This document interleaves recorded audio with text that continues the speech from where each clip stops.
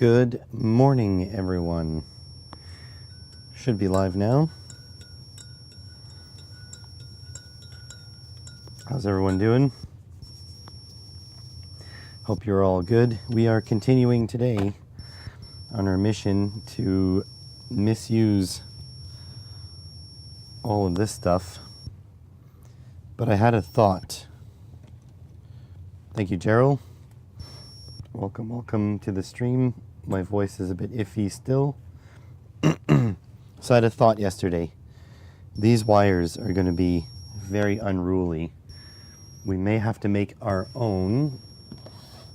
And I'm just going to check what wires I have in stock here.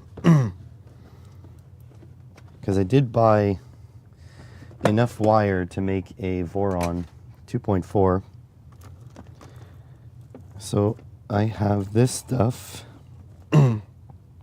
Sorry about my voice. No, I don't have enough colors. I only have yellow, purple, black and red, red of another size. Yeah, black and red. Damn. So I was thinking I was gonna clean this up somehow. Hey, Johnny. How are you?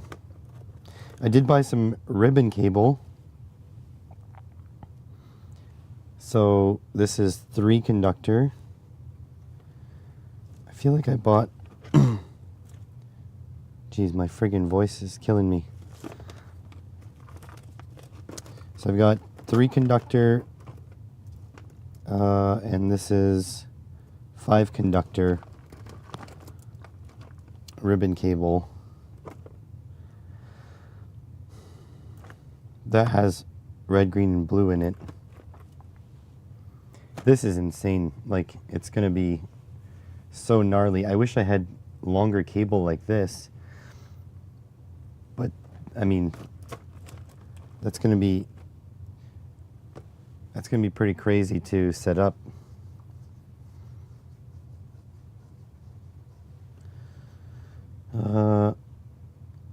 Pink LED. No pink LED projects. I don't even have any pink LEDs. Or I do, but they're SMD. I'm gonna keep on keeping on, and we're gonna see what we have to do in the end. I should put these AAAs away.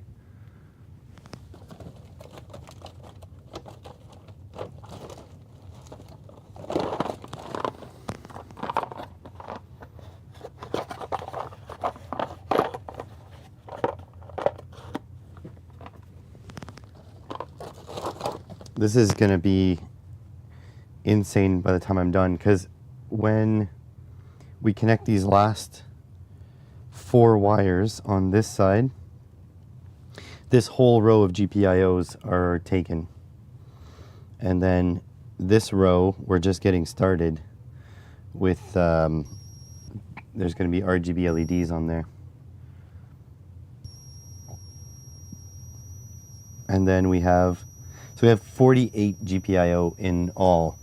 Here I have 15 LEDs plus 8 pots. So it's already starting to get a little nuts.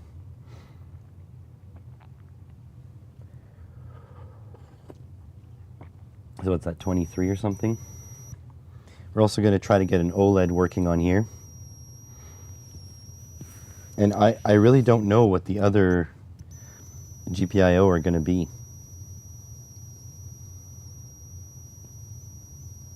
Yeah, it is spaghetti.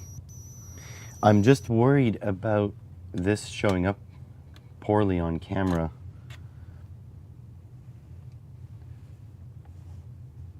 Because the LEDs are going to be covered up by the by all the wire mess. Let's see.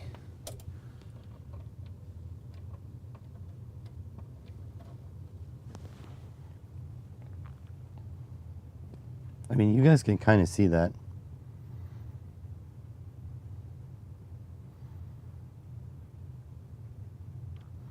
I don't even know how much current the RP2350 can provide.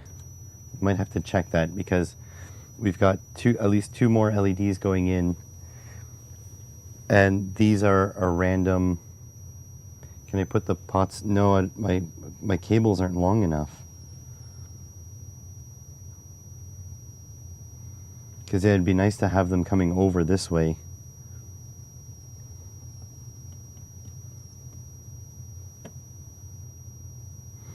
Let me see if I can get some longer wire. I kind of don't want to make a custom bit of wire, but I may have to.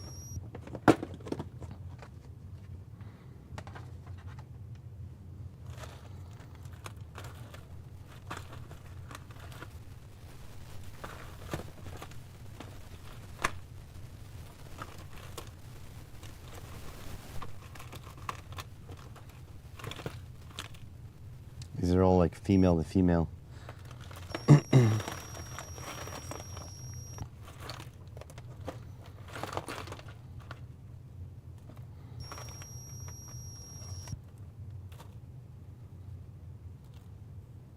So here's a long brown, male to male.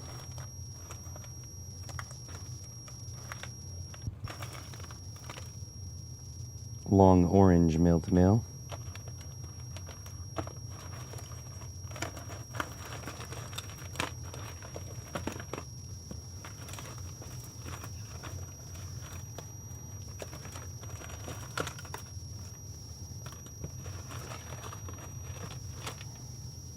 Another long orange.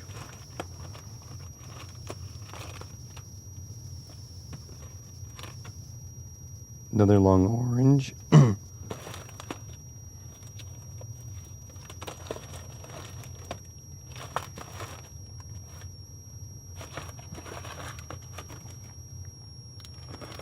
Oh, a long green. That's good.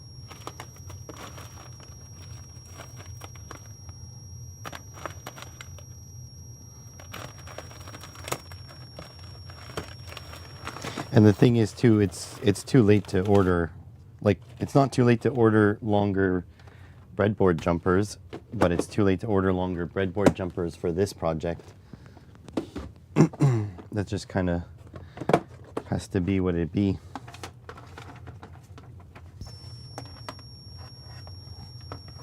Here's a long red.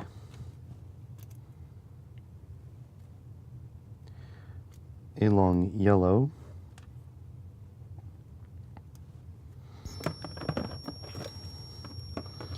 Just pillaging all my previous projects. Oh, long blue and long white. Okay, maybe I'm recovering enough wire. These are male to female. Sorry about my voice. It's not going to get any better. It's going to get worse. Long orange.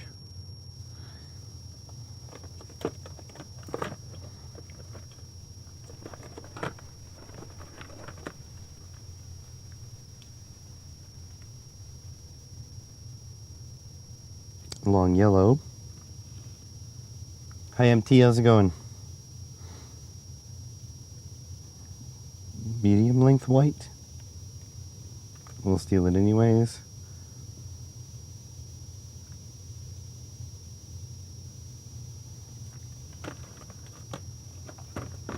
Why are there so many long orange? Orange. Semi-long black, but not long.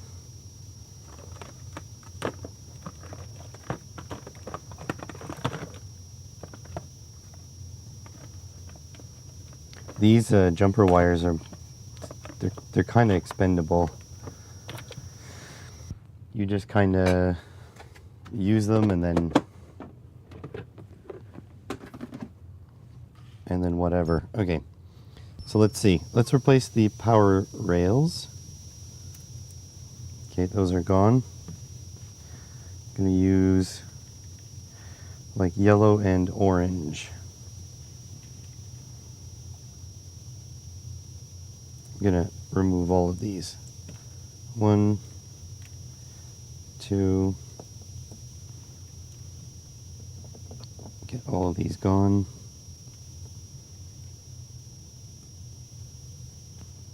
Okay, so let's slowly make our way back here. So, power rails. 3v3 is third from the top.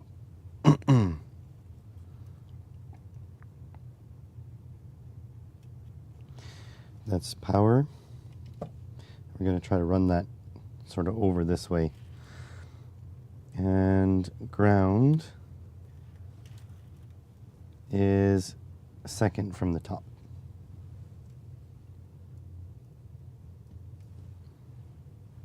Okay, we're going to try to run this sanely. Okay, so power and ground. There we go. Kind of run it, over the top of the micro.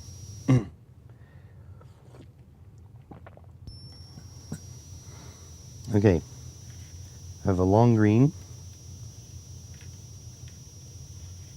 a long red, and a long blue. So blue 1 is on 42, which is 3v3, 1, 2, 3, 4. 4 down from 3v3.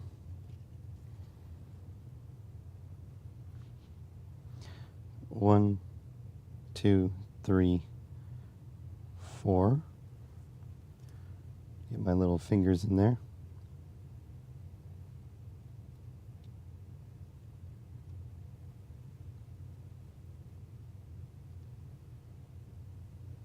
Ugh. Okay, so I'm gonna start, this will be 1 over here. So R, G, B. So blue is this one. Okay, red is gonna be 1 down from the blue.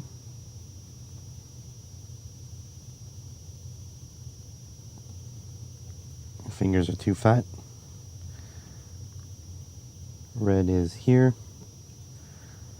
And then green, I need a long green.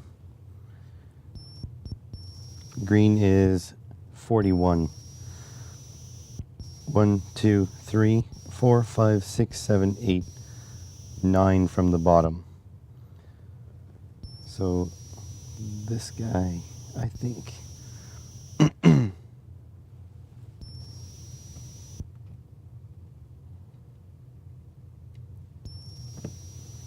1, 2, 3, 4, 5, 6, 7, 8, 9. I think so. So that is green. It goes here. I have absolutely no voice left. This is fantastic. First thing in the morning, no voice. And then max 1 is just above green. That would be here. And that goes here.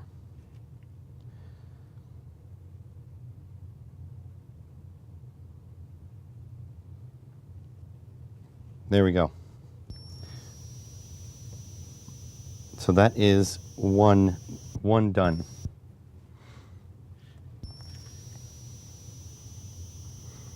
And now we can prove that works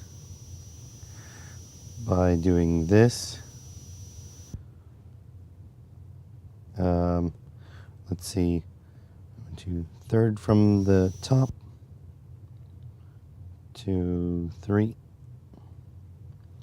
And then if I give that a ground,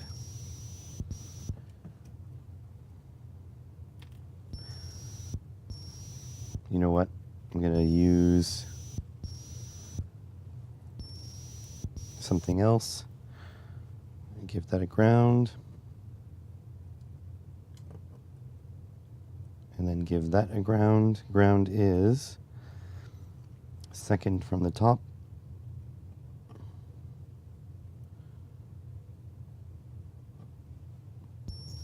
Two, and then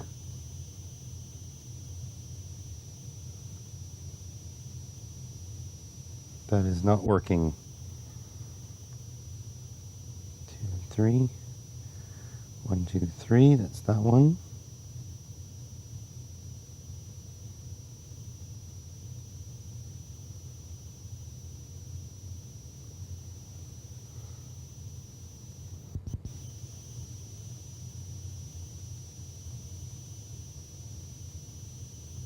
That one's maxed. Okay, let's count. We got a problem. 2, 3, 4, 5, 6, 7, 8, 9.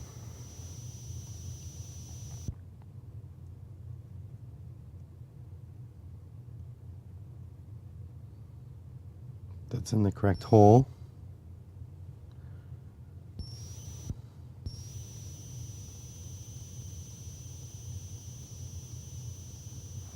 And the max one is right above it.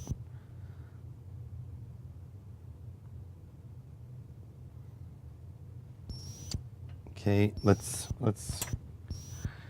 diagnose my crap here. So, first of all, is this getting ground?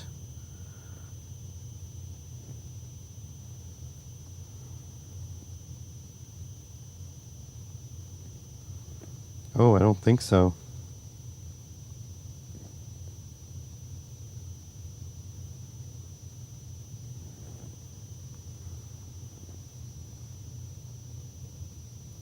Oh, I'm an idiot. Okay, I'm not sure if you guys can see that now, but this is lit.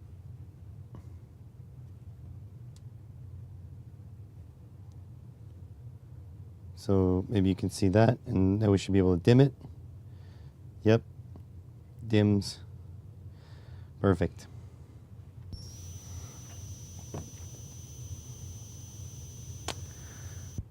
This is going to be a nightmare. I just realized, because we're going to have to jump wires from there over on this side. Yeah, this is going to be a freaking nightmare. What's this resistor?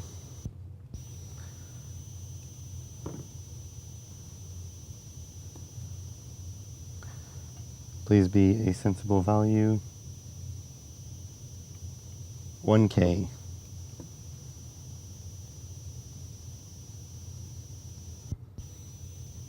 Okay, let's see. It's a 1K ohm. Let's grab this LED.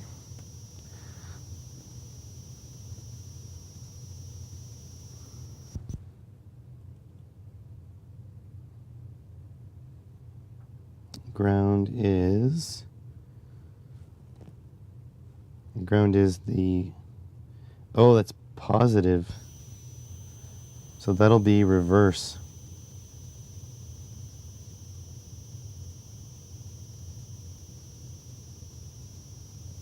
These LEDs are reversed from what I expect.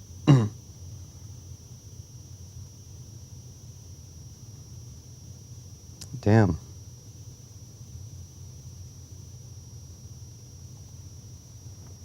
That means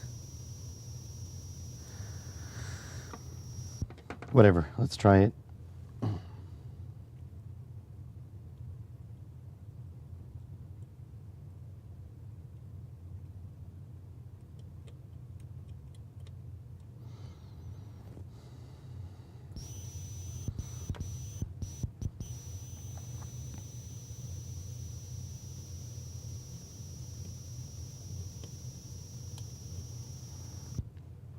So what happens if I feed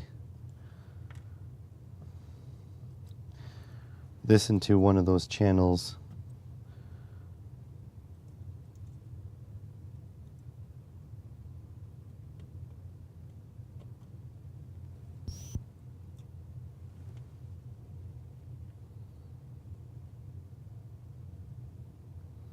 Nah, it doesn't really work now, does it?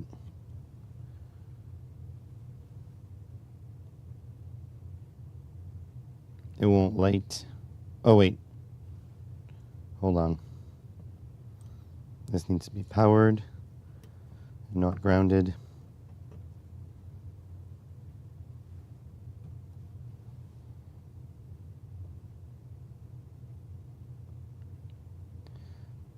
Yeah, that's not going to work.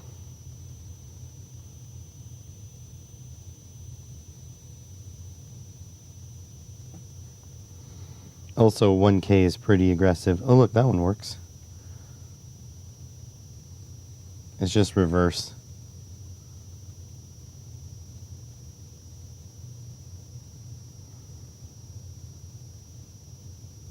Mm, 1K is hella aggressive, though. All right, let's try the other ones. So, that was green. So I'm just going to put green.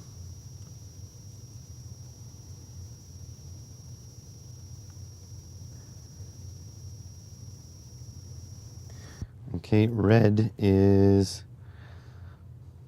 in the middle there.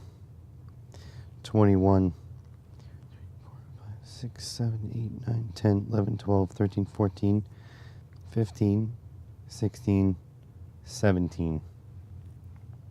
Oh, if I start from the top, it's better. 1, 2, 3, 4, 5, 6, 7, 8, 9, 10, 11, 12, 13, 14. So 14 is here.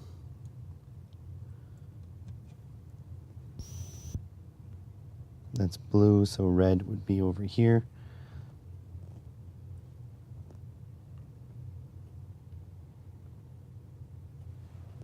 And then blue is right above it.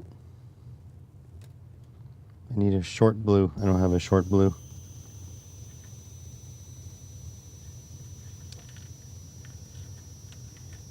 Whatever.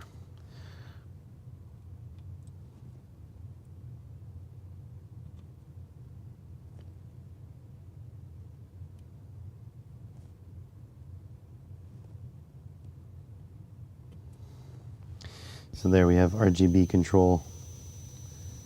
It's just backwards to what you think.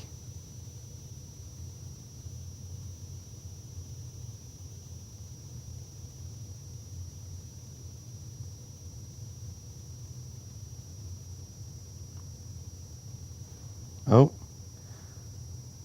What is this one? Oh, is this my... What is going on? Max is 43. I didn't write down the max on here. Oh, there shouldn't be a max. Never mind. So if that's up all the way... Oh, there we go. Okay, I've got my 3 colors. 1, 2, and 3. Except red doesn't show very well. Blue works. Green neither. Oh wait, the max is reversed.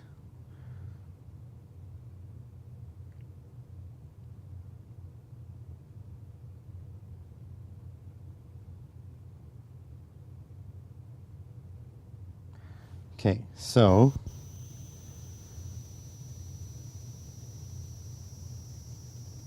let's go. No, it doesn't work.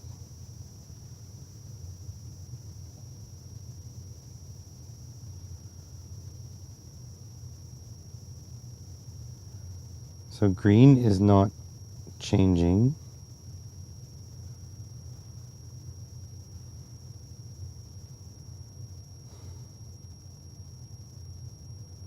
Okay, I'm able to drop the max.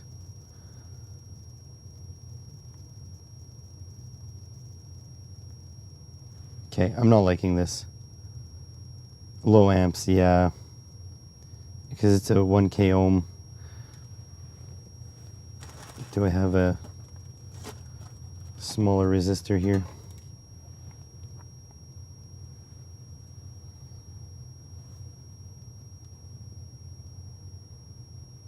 It's 120 ohm. This will make a difference.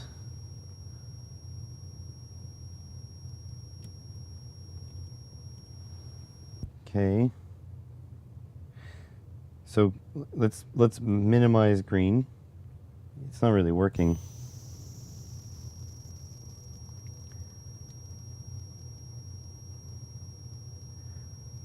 Because green is on. Oh, I'm getting more blue here. Oh, because blue is high. Okay, let's drop everything down. 0, 0, 0, and it's showing up green.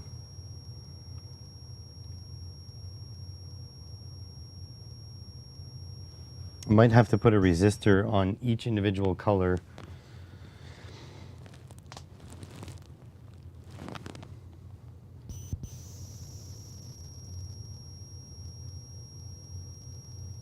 Okay, so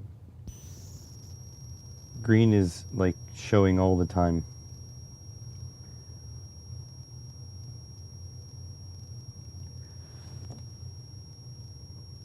Everything minimum.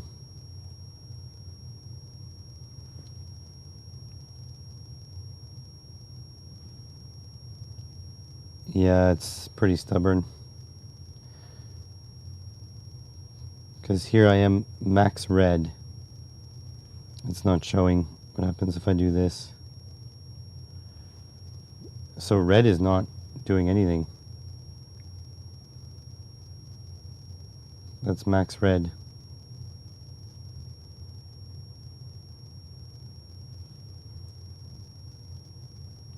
And that's max blue. It's not doing anything. How's it going, Adam?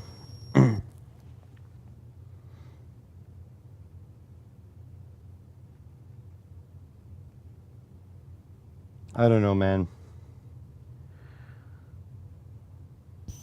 This is not looking good.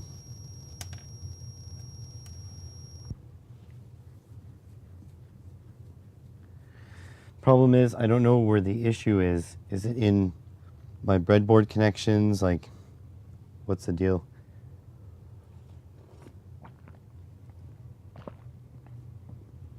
I can reverse the code to lower cognitive load, but it's not quite. I should probably just put individual LEDs.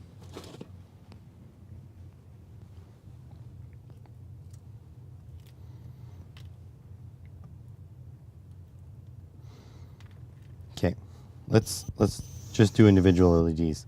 So, pin 20, third from the bottom.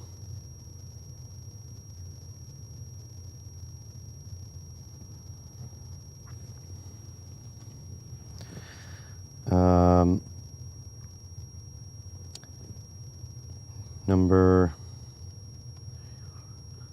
7, 8, 9, 10, 11, 12, 13.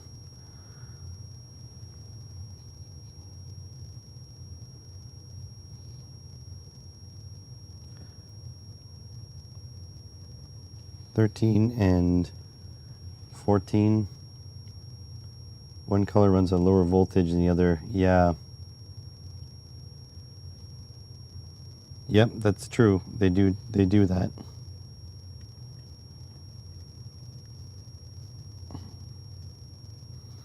I have no idea how I'm going to be able to do this week's podcast, by the way, because my voice is dicked.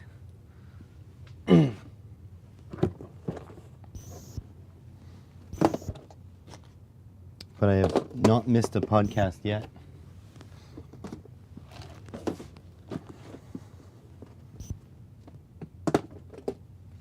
Good morning, B-dubs. Did you have an overnight shift? Haven't seen you in here for a while.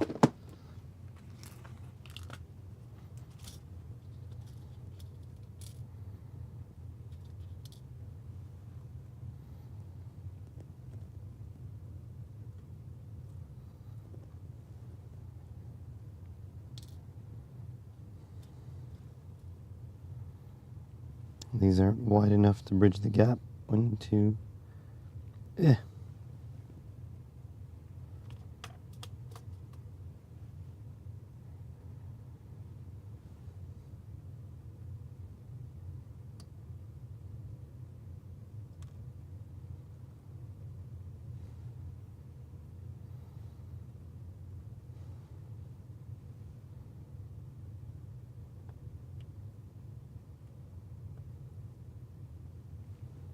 Okay. Just need to add a ground to here. Ground should be 4, 5, 6, 7, 8, 9, 10, 11, 12, 13, 14, 15, 16, 17.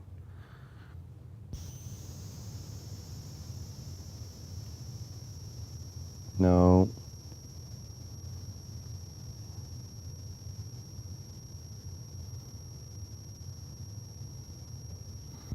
Okay, so green.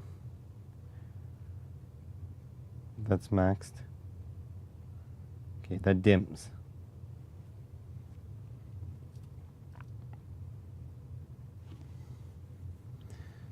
One day build.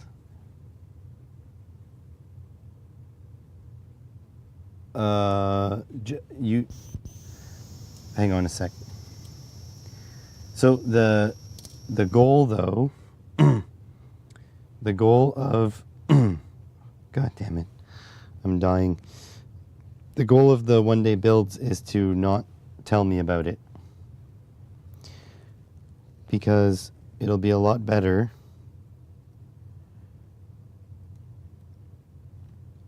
if it's a complete surprise.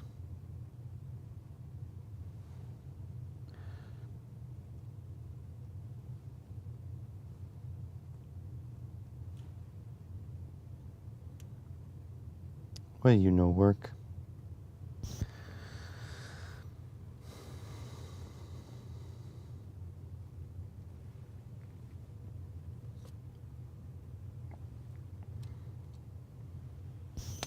Just woke up, got a call from work as I was waking up.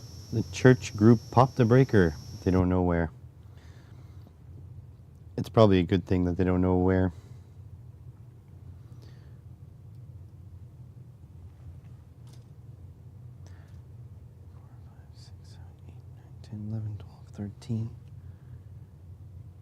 Pin 13, that should be it.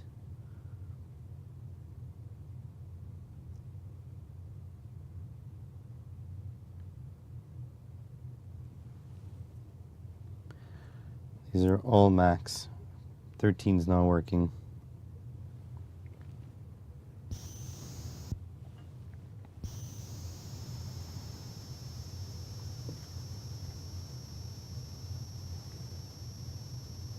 Oops. Oh, we have full voltage. It's because I soldered this LED backwards.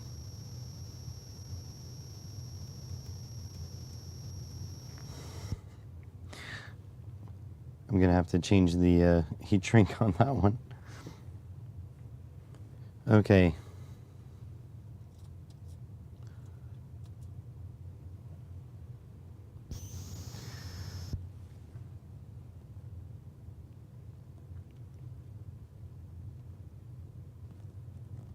Here's a question for you guys. Am I doing too much here?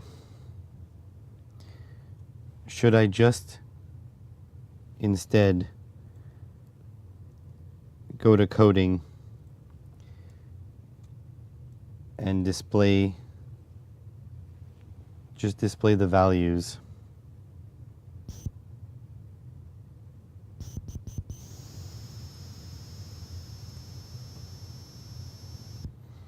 Like, is this doing too much? Too much wiring? Like, we only have today and essentially tomorrow to finish this.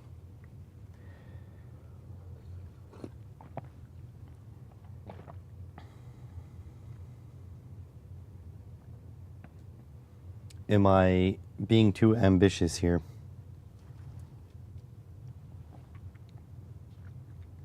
Here's another question. Is this necessary? The thing is, I want to show off the capabilities of this microcontroller. I want to show off why you'd want the giant QFN 60 or whatever it is. Am I going way too far above my abilities in trying to do this. Am I going too far? Should I just scale it back, make something a little bit crappier, and just do the video? Like, do you guys appreciate when you see effort like this?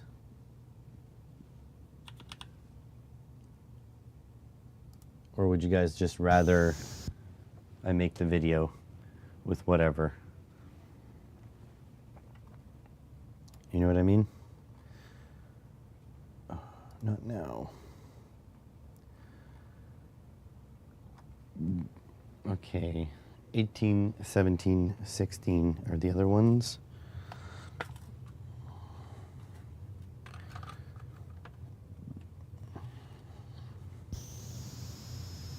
$18 is red 2. 17 is green 2.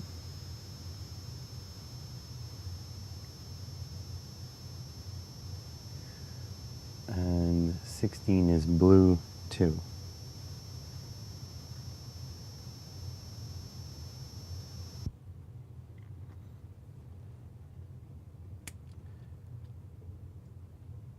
Do we enjoy... Well, that's a nice thing to say, Gerald. I just, you know, I want the video to have enough impact that people are going to watch it. Like, I'm going to check the viewership on yesterday's video that I put live, but I'm sure it's not going to be very much. Yeah. My channel won't survive with views like that.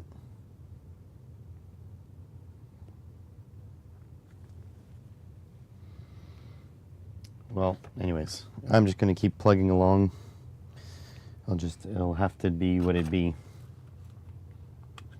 But yeah, I do like hearing that kind of stuff. That you enjoy it.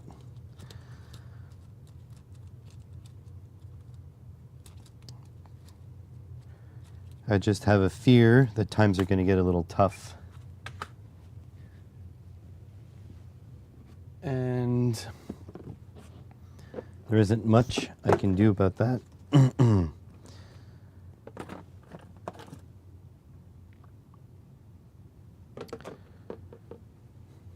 Because the orangutan to the south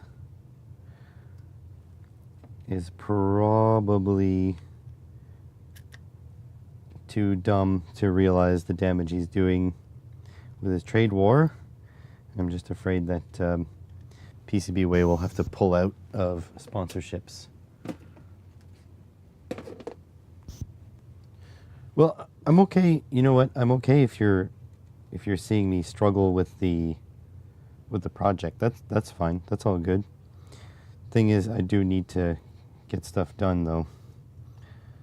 Like, at some point I have to finish this. So maybe I'll keep going. But tomorrow we 100% have to film the video. So whatever progress I get done today, I'll get it done. But then tomorrow the video has to be filmed. Okay, so I'm just going to grab this, take the ground from here instead. And lest we forget, I need to do taxes today, which is kind of soul destroying.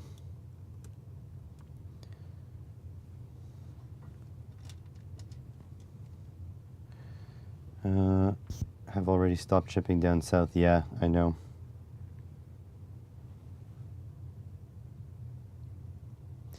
I was listening to the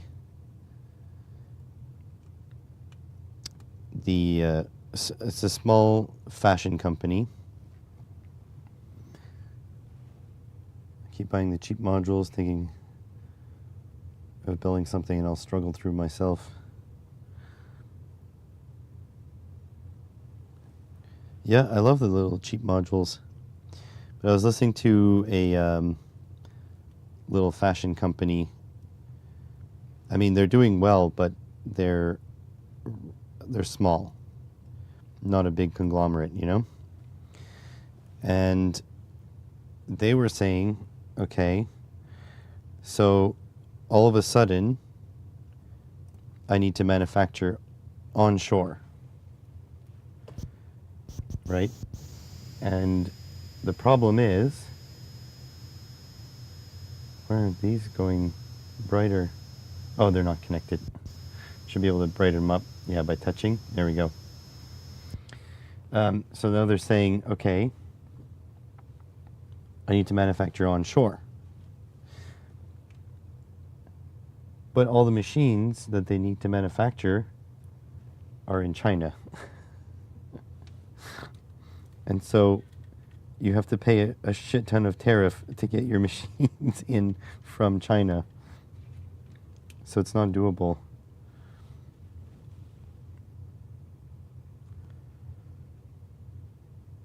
Yeah, I know, taxes.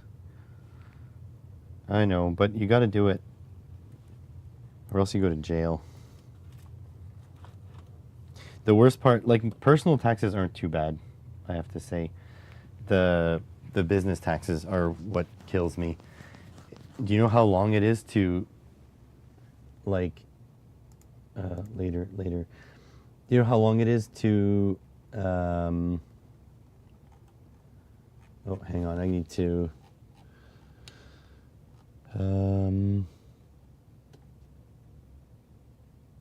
okay, 44, 45, 46, 47. Do you know how long it is to sort all my AliExpress purchases?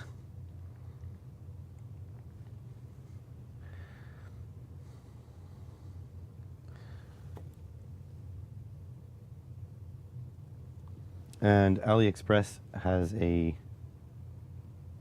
shit interface. It's very bad. And then I gotta sort them. And then, like, the thing is, it saves me, like, let's say I have $1,000 $1,000 in purchases. Let's make it starting May 2. Yeah, for sure. So let's say I have like $100 in purchases. That saves me like $30 in taxes. So I'll probably be like, all the little stuff will add up to probably about like $500, and then a couple of big things will bring it up to 1,000. So I'm doing essentially like 3 or 4 days of labor to save like $500 on my taxes or something overall. It's like, doesn't feel worth it. All right, Max 2 is 47. Blue 2 is 46. Blue 2. That's blue 2. That's 46.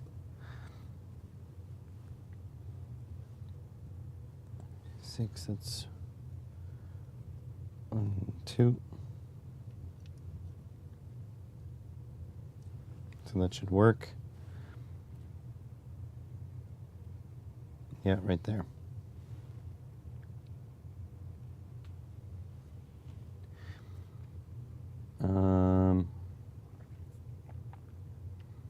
Seven days throwing crap out of your shed. I found the shed floor. Hey, grats.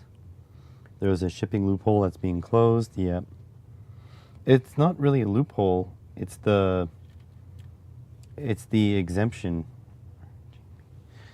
It's the if you buy something under $800, you get a exemption from customs because it's so expensive to pay someone in customs to do your, do I not have green 2?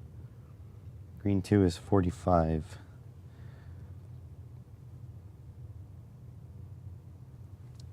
To pay someone in customs to check everything,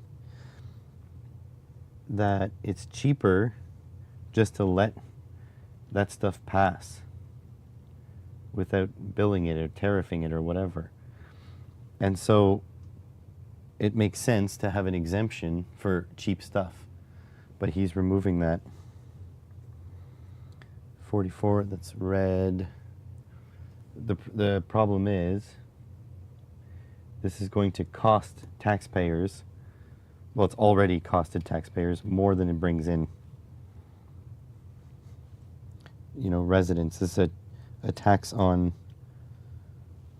Americans, essentially. 44, red 2 up there.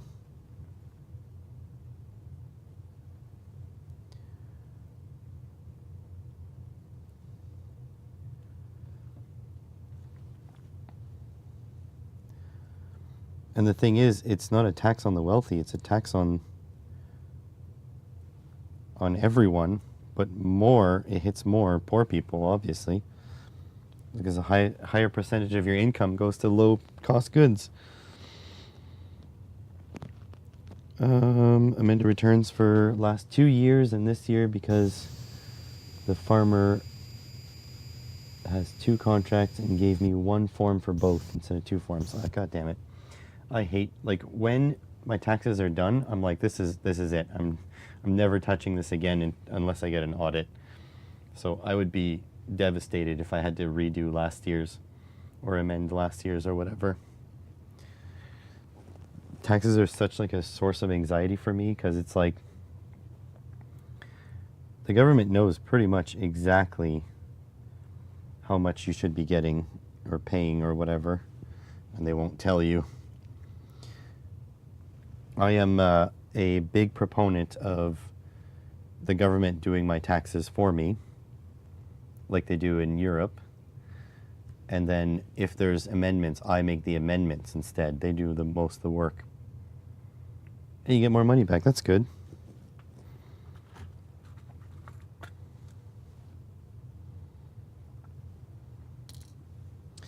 Okay. So, to everyone's surprise, this is all working.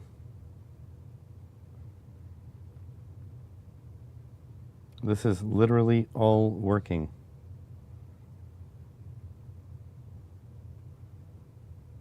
How is this possible? This is functioning. Is the chip getting hot? No. So I'm going to flip this around so you guys can see it a little bit better. So if you look at those LEDs, here, let me turn down the lights. Oh my God, I can't reach my switches.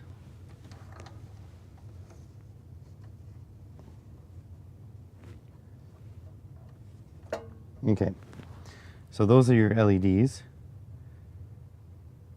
So you see 3 of them, the brightness is controlled by 1 pot, and 3 of them, the brightness is controlled by another pot. But then individually, see that one,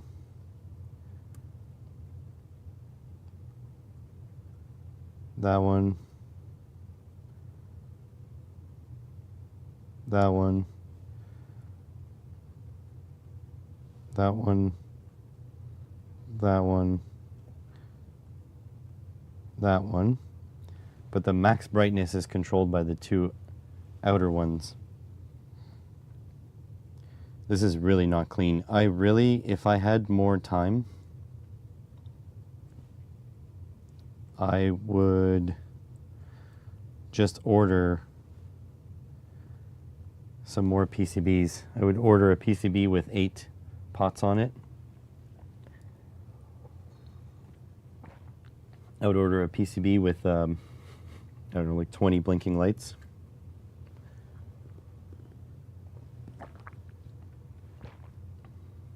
Absolutely insanity. This is a wiring nightmare.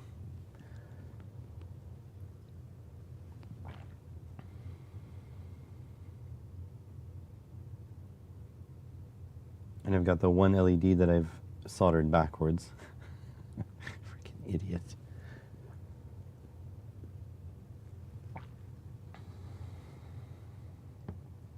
All right, so now we're adding I squared C.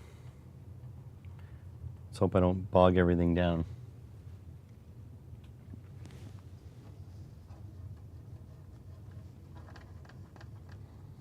So let's find, oh, that's embarrassing. The one thing I don't like about this Insta360 is there's no hard mount for it. It's sitting on a magnet, so watch yourselves for motion sickness. Ugh.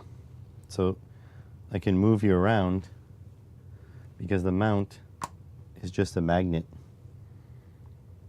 I wish it was a little bit stiffer than what it is. Okay, so I squared C. Let's go digging for an I squared C display.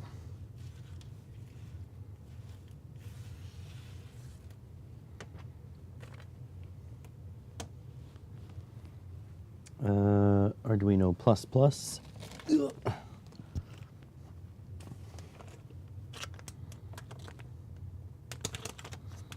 This is going to be a mess.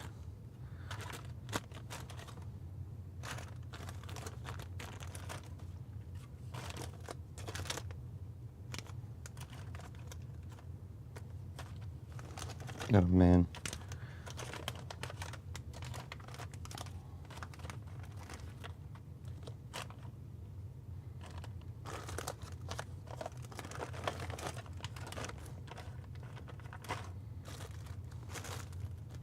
Haven't found a display yet.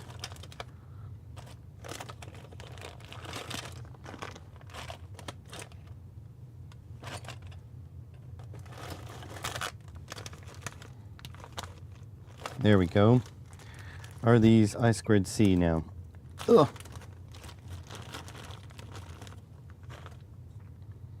Yes.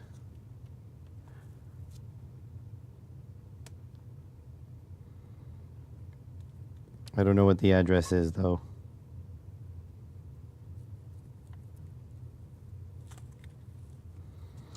There's going to be some code to find the address. Oh, you know what? I've got a big... Hold on a sec. Well, you guys are coming with me, but I just remembered I bought some large I squared C displays.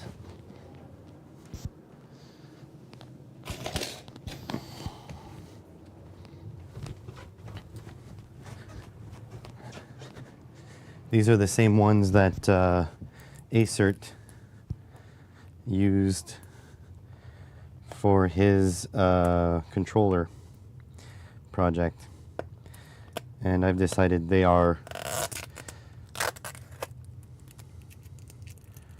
Try sticking a rare earth magnet on what?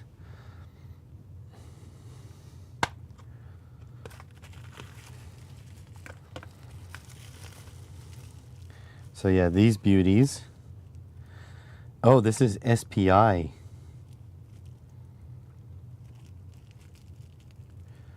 On the camera? No, no thank you. Actually the magnet is pretty strong already. So yeah, this is a large OLED. This may actually not be the best idea because it takes up too much real estate. It's also SPI. Not that you can't do SPI. Actually, there's 2 SPI channels. I just don't know if I'm physically and mentally ready for that. I think I'm just going to use this guy.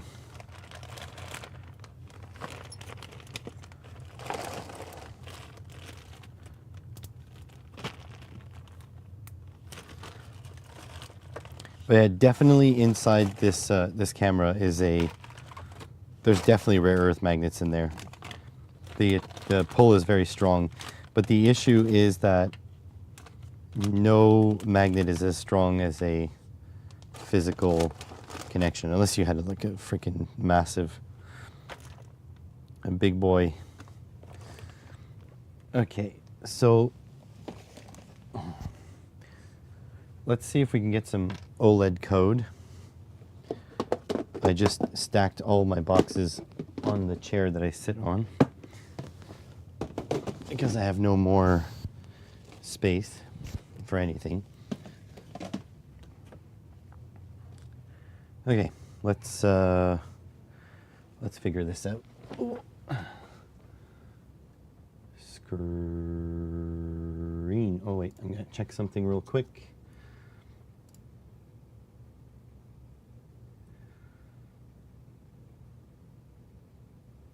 I think I might as well. I'm gonna have to do something real quick.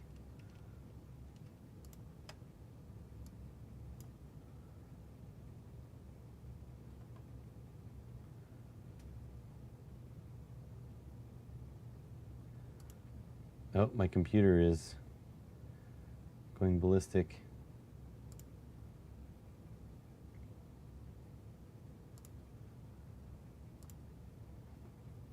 Okay, I think we're good.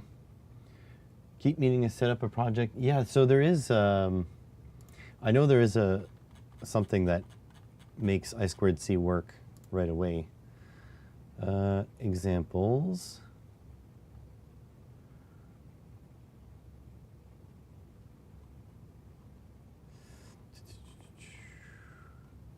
Display.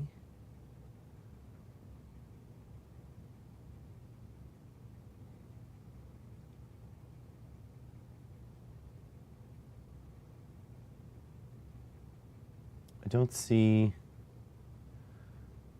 an OLED.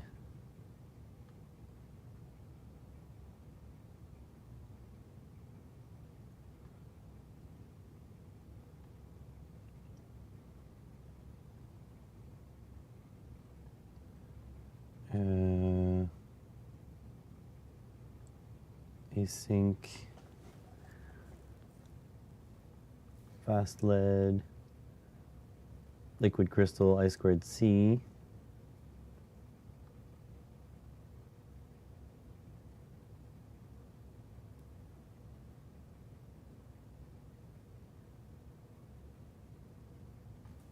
Okay, let's look for. Oh my God, please don't do this to me. This is junk. Okay. I2C OLED.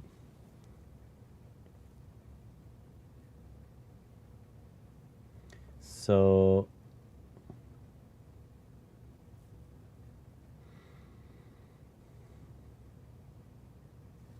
BMD something something something. It's like a GM something something something. GME.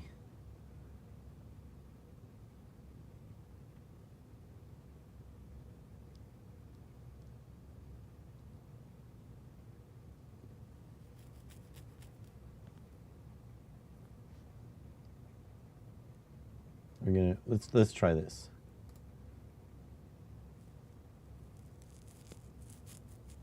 Maybe it'll work.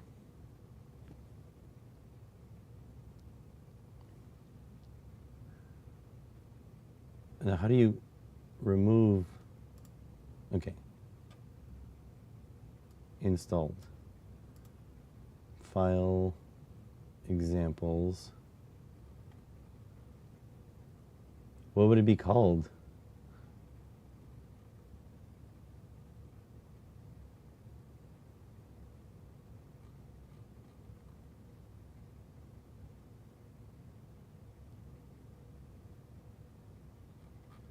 Be custom libraries.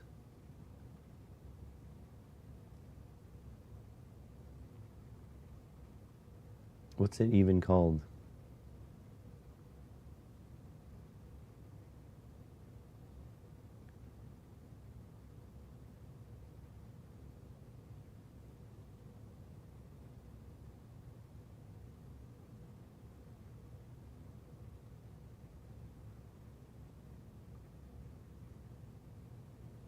Oh, there it is.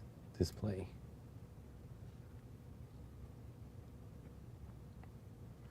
Okay. Okay. Hardware serial. Okay, D19 and D18. We're not going to use that.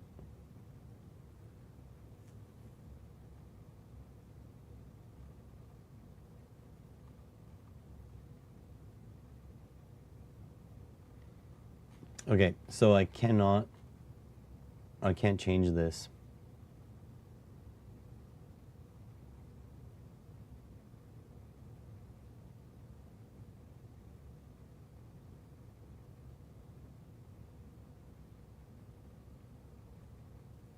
So it doesn't help us because in here, you can't change these two, D18 and D19.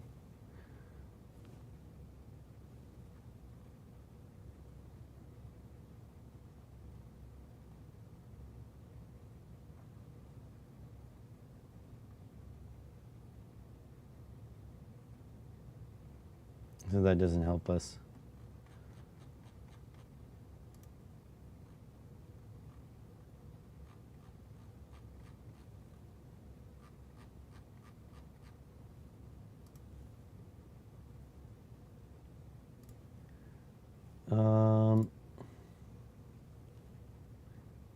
Remove. Get out of here.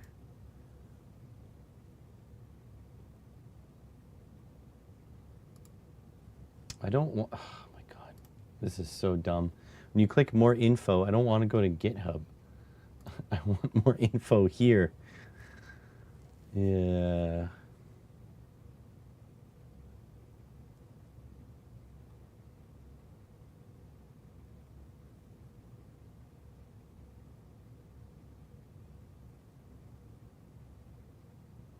Let's try Easy OLED UI.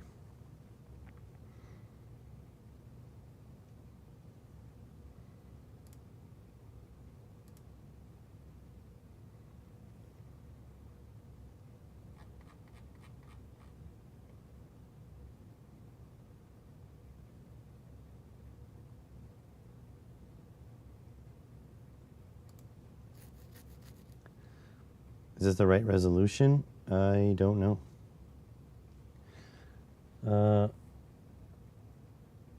Okay. There we go. Already, this is a big improvement.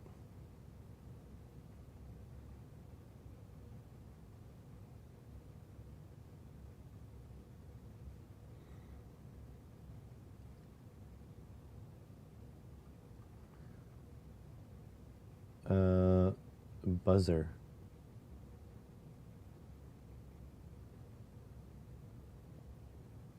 I don't understand why.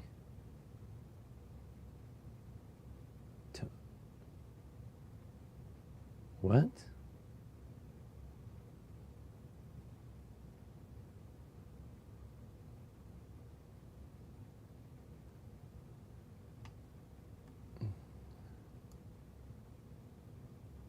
The kata button.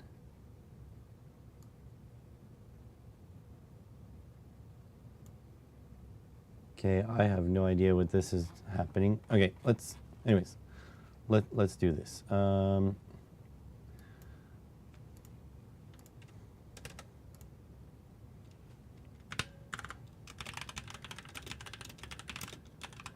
this code from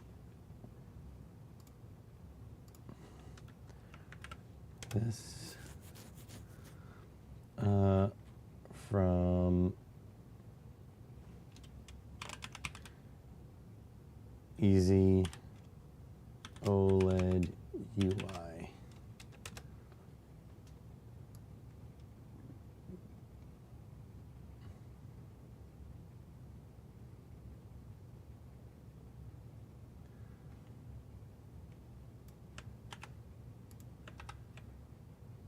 Okay.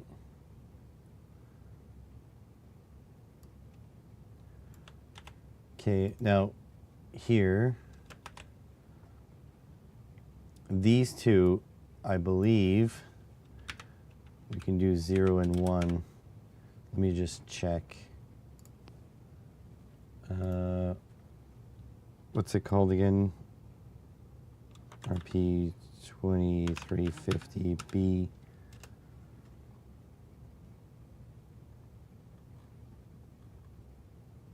Something Studio. React. So GP 0 and 1, SDA 0, 1 SCL. Good. So that's what we're going to do, 0 and 1.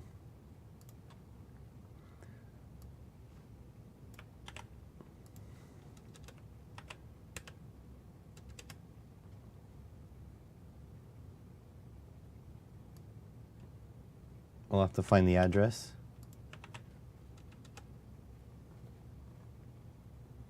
I don't know what this means. Buzzer, transistor, buttons. I don't have any of those.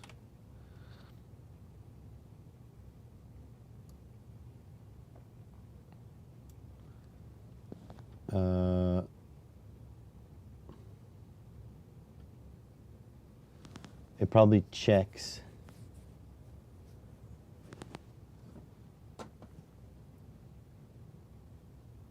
Okay, let's just use pins that we won't have.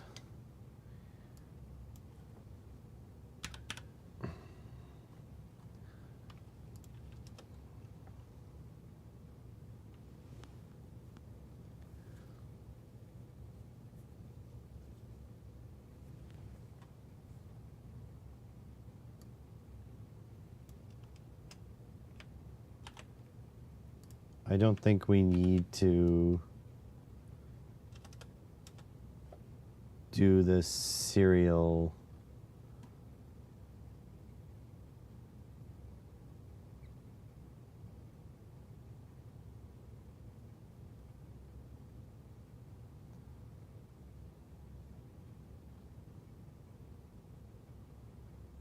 We might have to prototype this. Well, I don't know. Might have to prototype this separately. You know what? I decided I don't want to do this. Get out of here. I'm going to try something else. Library.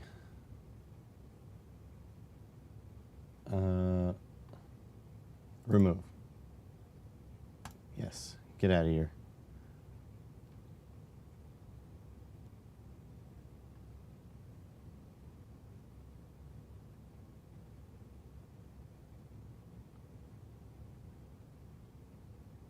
Let's try this one.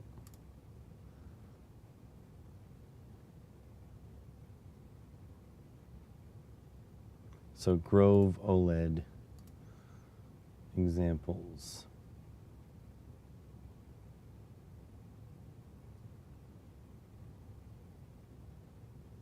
Probably down here. Grove OLED.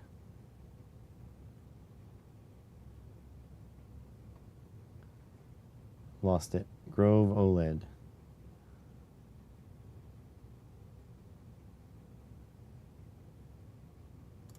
Let's see how simple this is.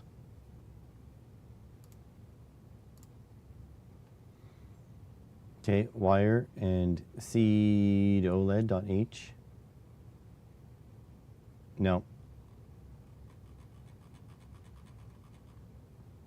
No, because I can't set my freaking.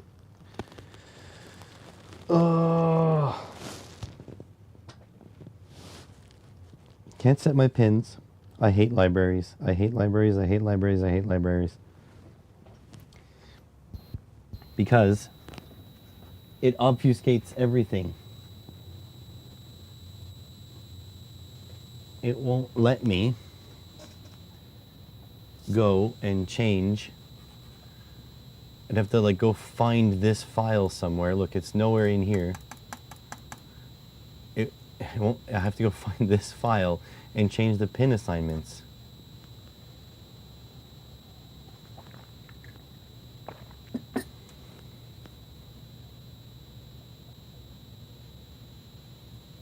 Because it assumes that I squared C is on 2 pins. I hate coding sometimes because I don't know enough. Ugh.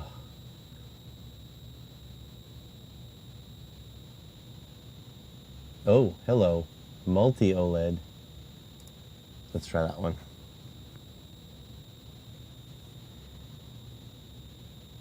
I hate coding. I hate coding. Coding is horrible. Examples.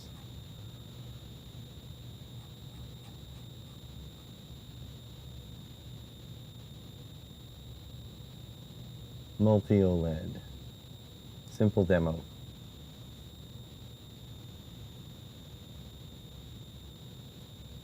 Number of displays. You have a little bit of documentation there, buddy?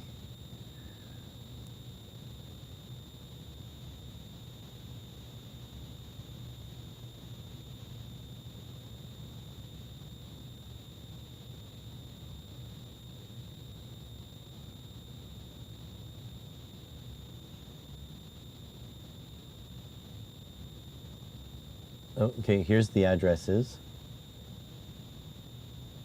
That's good. Num buses. What does that mean? Yeah, I agree. That's true. That's true, Gerald. I squared C bus info. SCL. Okay. So you can set. Okay, that's good. Okay, I think I got this. So the SCL is always on pin 9. So I can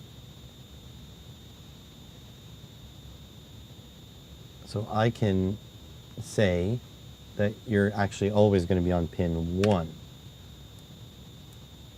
1. In fact, there's... Oh, what am I saying? Oh no, how do I... What is 1 in hex? What is 1 in hex?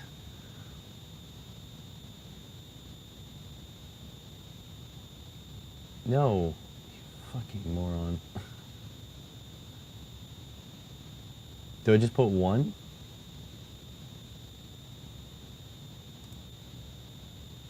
One. It's 1. Okay. 1.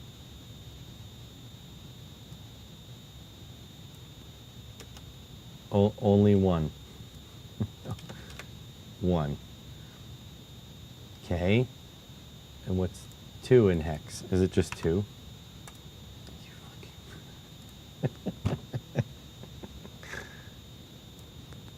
2. Number of displays. 1. Number of buses. 1. Okay, I don't know what's happening here. 1. Just 1. Number of displays. 1. This is not working for me. Don't save. Go away.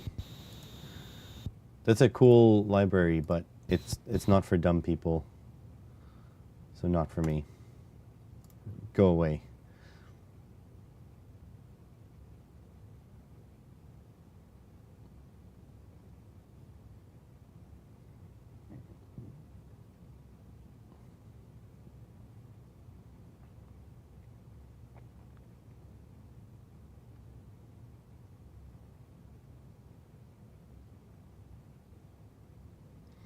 Is this an SSD 1306? SSD 1306. Can I have an image?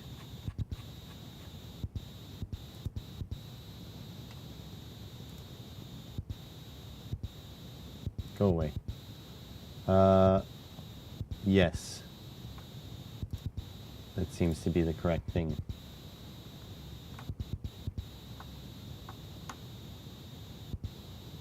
Okay. SSD 1306 wire. Guys, I need to go to school for coding. Examples.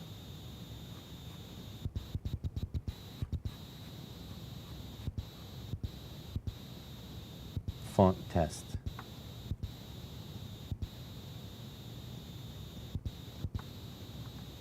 Why does it need all this? Why are there 4 libraries? Wire I get, that's I squared C.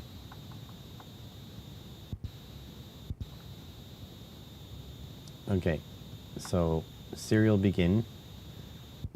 Don't need that. We don't need no serial, get out of here. Wire set clock. Okay. Oh, again. Cannot set my I squared C bus.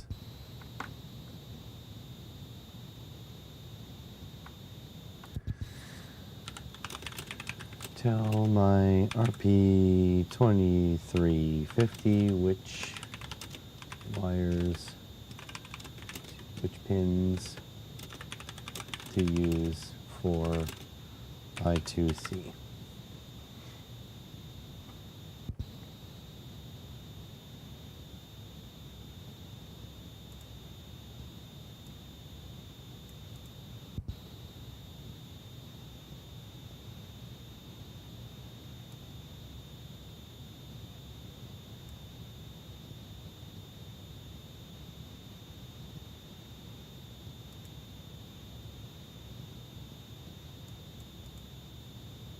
Yeah, you need to do, fuck off.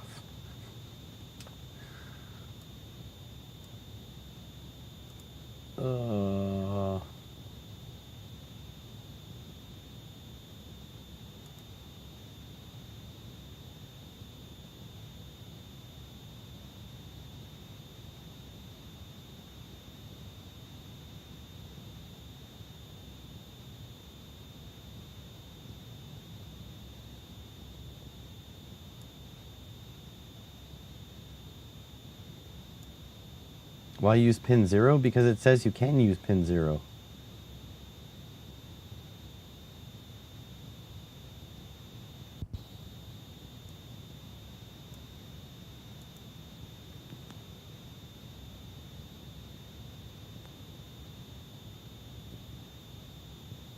Oh my god.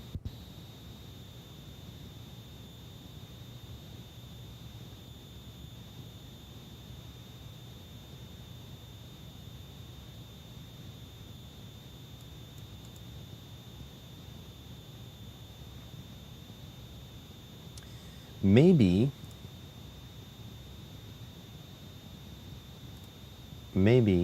I'm just not meant for this. Maybe this is just not for me.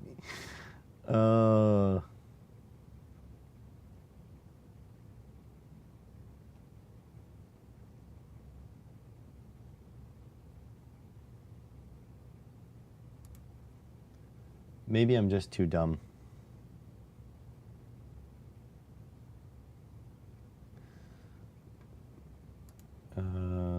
Examples. Tiny.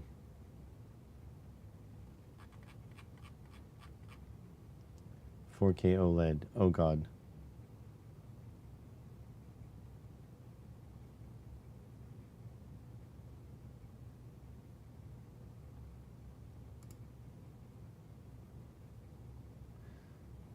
Let's see.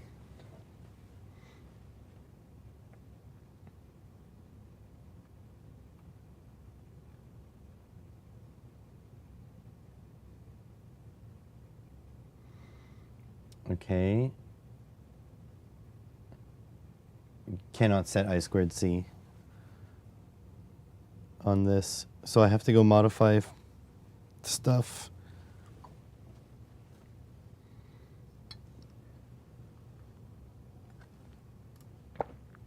Nope.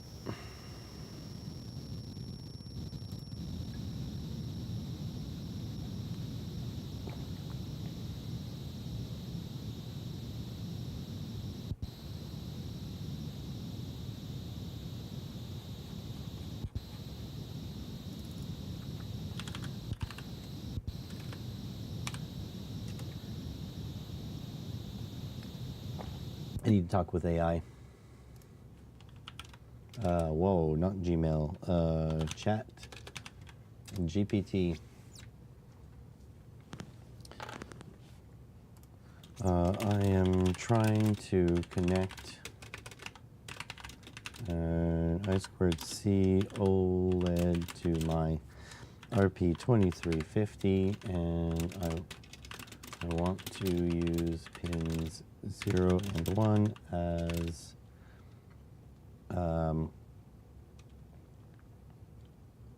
my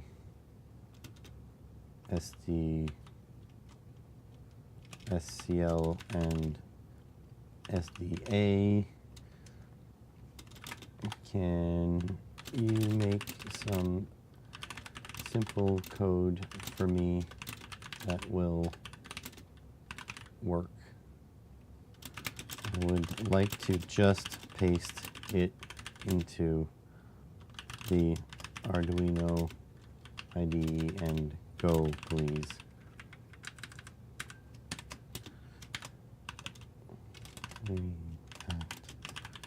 Studio.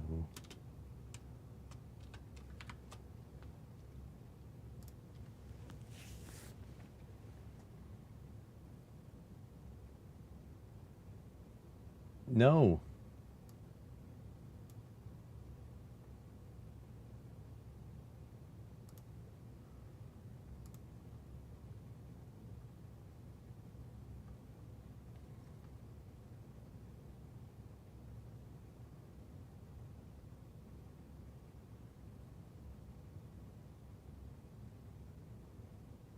Oh, you can do wire set. Oh, okay.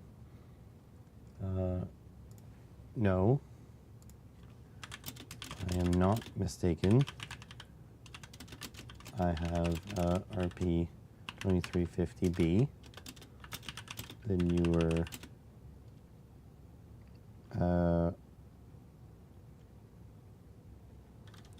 version of the RP2040, but also this one is massive with 48 GPIO. Look it up.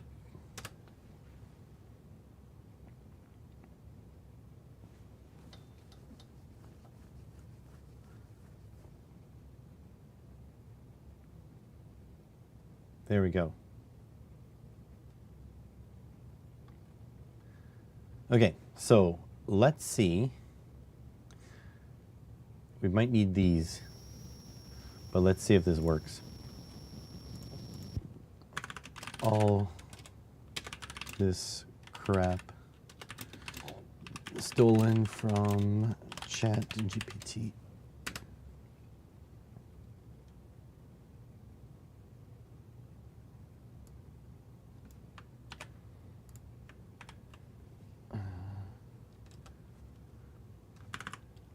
End of stolen GPT crap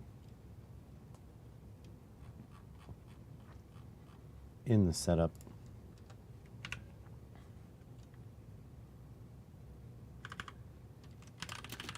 This crap is stolen from GPT. Don't screw me, robot.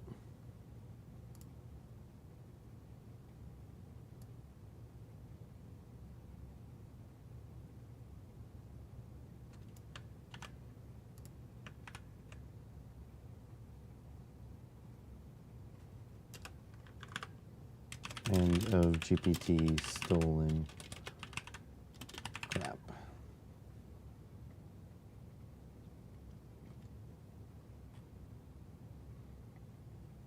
Okay, let's see if it compiles. Well, nope, need to install Adafruit GFX. Install. Yeah, all of that stuff.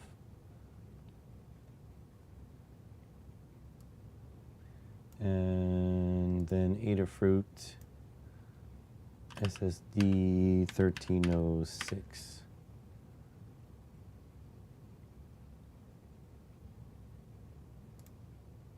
Install all.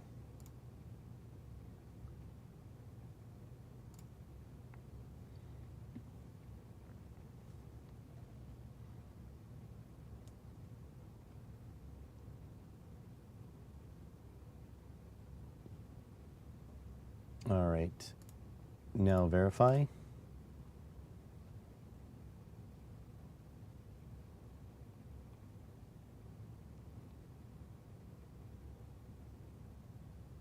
Oh my God, I believe GPT is going to save my bacon.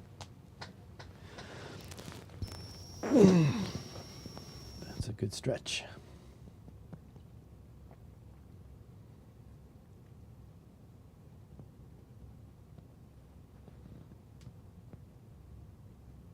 Done compiling. GPT, if you have done this. See, I didn't know you can do wire set. That is cool. Okay. Okay. Let me get my thing plugged in. At some point, the RP is going to pull way too much current from the USB bus and stop being able to be programmed. Let's upload this ish.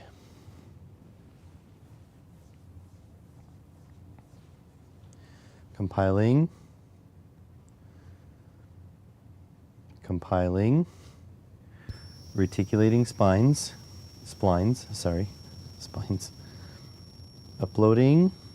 Done. All right, let's head back. I'm not going to plug in the, where am I? Webcam. I'm not going to plug it in until we've got everything set up. Oh shit. Need to stop touching things. So let's wire it up and we can plug it in after it's all wired up. All right, now I need those useless male to female wires. So glad you're here on the adventure with me, guys.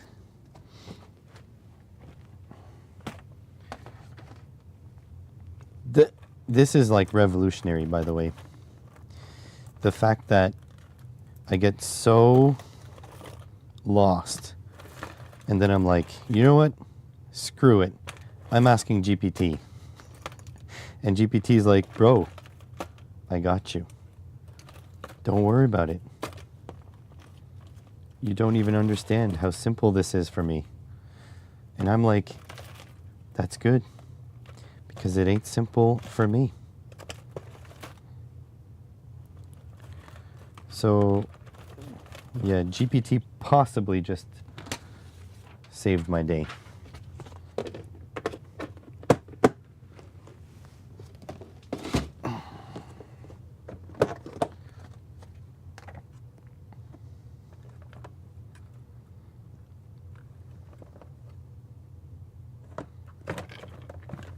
I want some long wires, male to female, because that's one. I need 4. I'm going to put this separate because I put the other ones over there. Oh, wait. What is...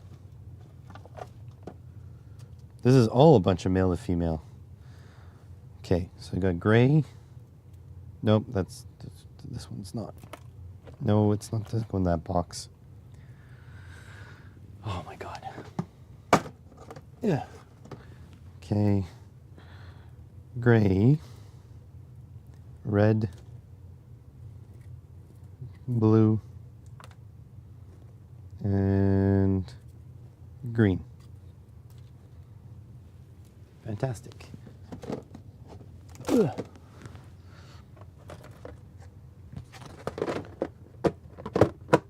You have to try more AI? Yeah. I will tell you, just get a burner email and make an account, because the GPT with an account is way better. Like even the free account, but an account nonetheless. It's way better. Oh, it's not good pin fitment. If I put it sideways? Nope, that's worse. Hey, focus. Okay, gray. Look at this shit pin fitment. What is going on?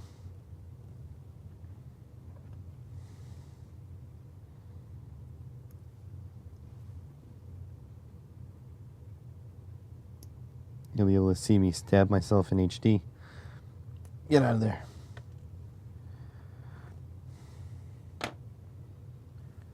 Give it a little tweak. So if I don't take time and deal with these details right now,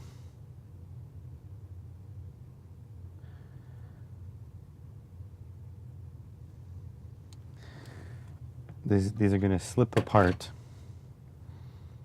It's going to ruin my day. Oh, that's a tight fit.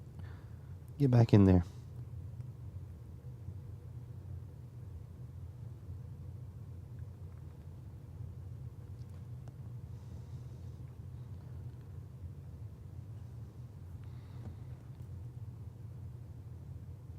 That didn't improve anything.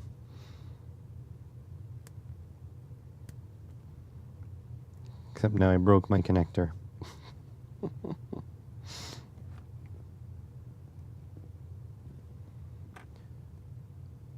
I've only messed around with it a little. Okay.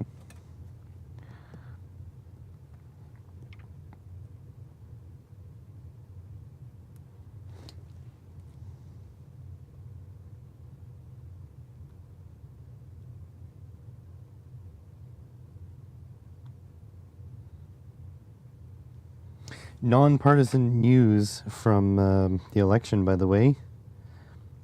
Here in Canada, record attendance for a first day of early elections or early voting. Makes me feel damn proud to be Canadian.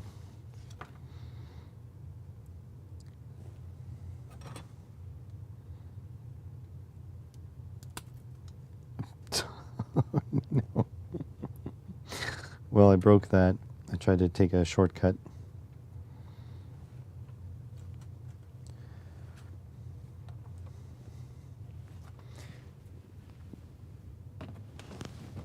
Ugh.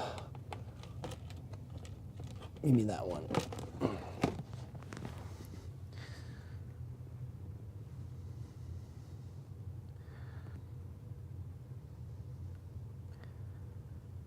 No matter what happens with this election,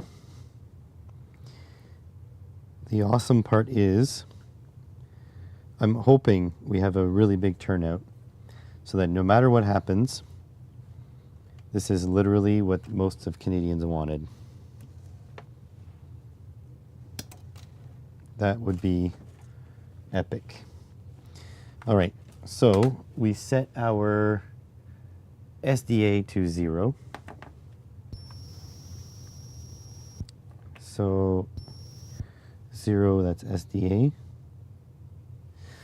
We set our SCL to 1. It'll be all the way at the other end, SCL. And then we need 5 volts.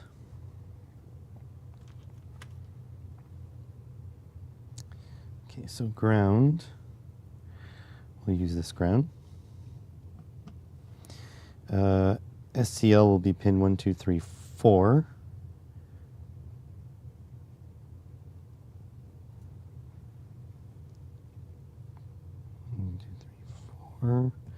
There. SDA will be pin 1, 2, 3, 4, 5, 6, 7, 8, 9, 10, 11, 12, 13, 14, 15, 16, 17, 18. Number 18. So 18 is like here, there. And then 5 volts is 1, 2, 3, 4, 5, 6, 7, 8, 9, 10. 1, 2, 3, 4, 5, 6, 7, 8, 9, 10, 11, 12, 13, 14, 15, 16.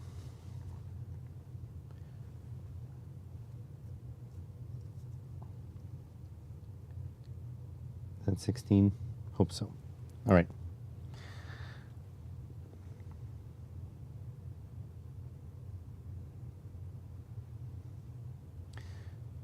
There we go. I don't know. Minority governments, they're not horrible.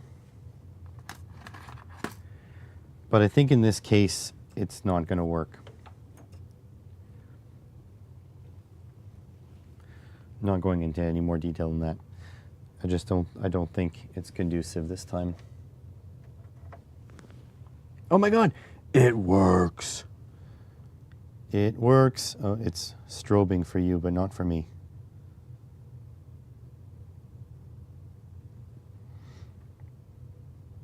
It works. Okay, now have it do something.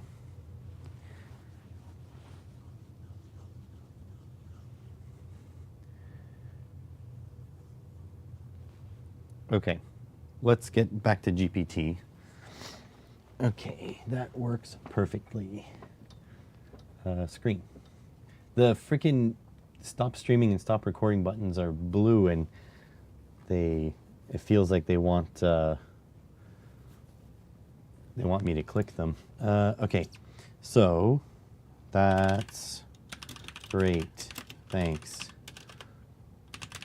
Now I would like it to display my analog, my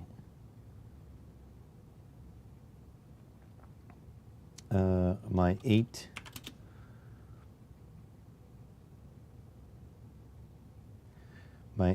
variables, which vary from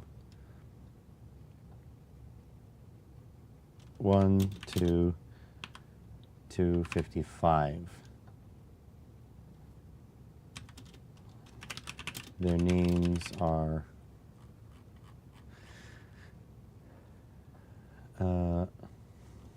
map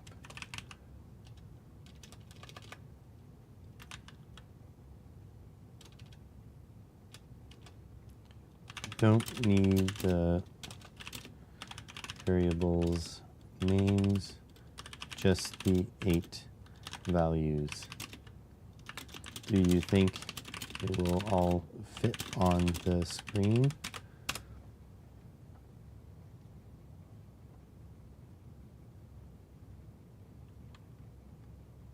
Oh, it's freaking out.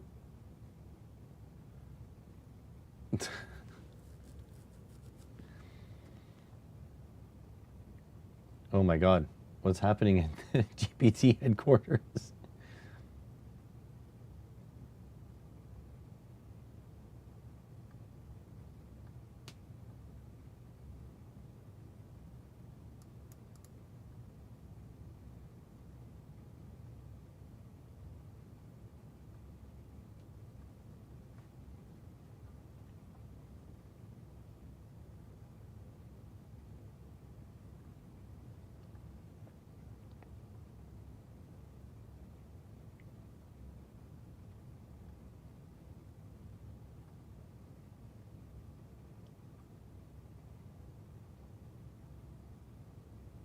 Now where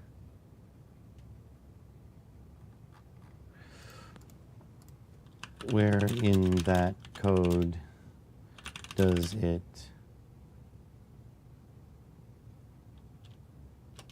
do I put my 8 variables for it to display?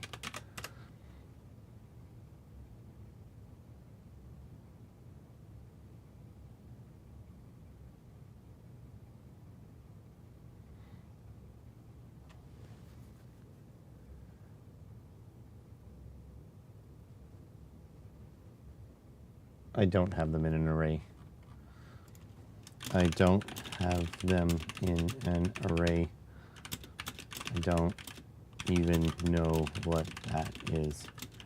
You're the coding genius, not me.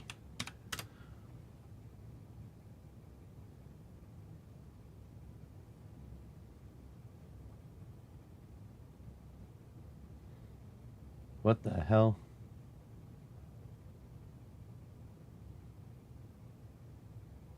Okay, so this is all, we've got this, got this, got this. Yeah, that's good.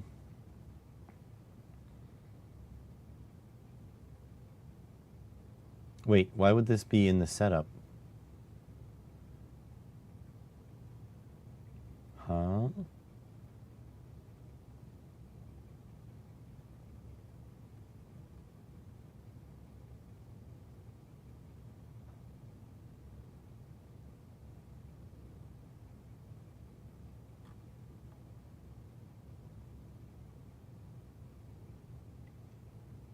Okay, hang on. Why are my variables in the setup? I need it to read my variables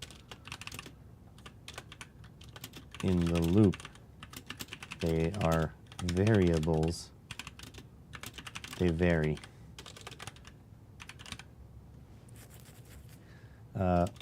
Also, I would like to have them display 4 on one line and 4 on another, and fill the screen as much as possible.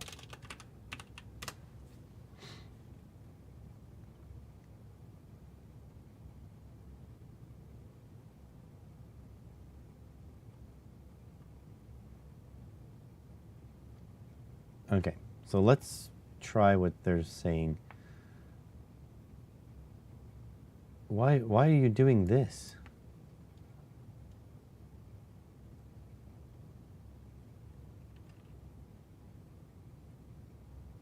Don't need that.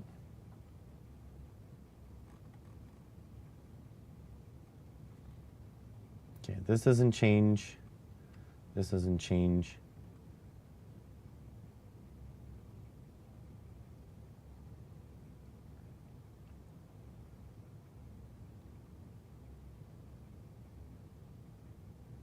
Okay, so this will be, all right, so let's do this. So we got all this. Now I need to define these in this before the setup. Okay. Now in the setup, we have this, that's good. I don't care about this.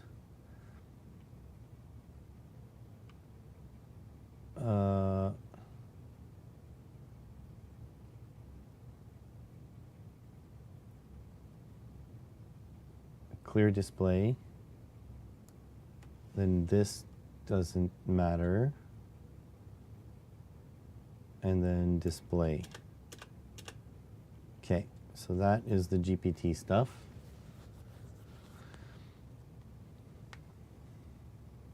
Okay, now in the loop, so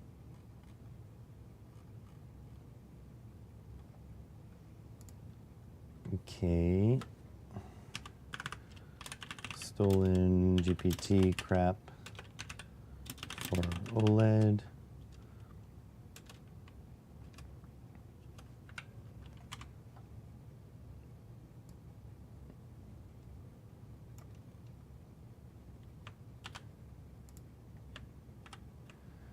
Okay, so this I want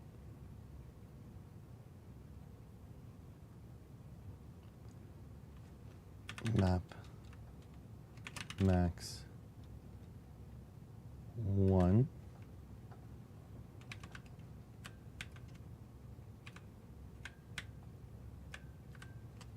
Map red 1.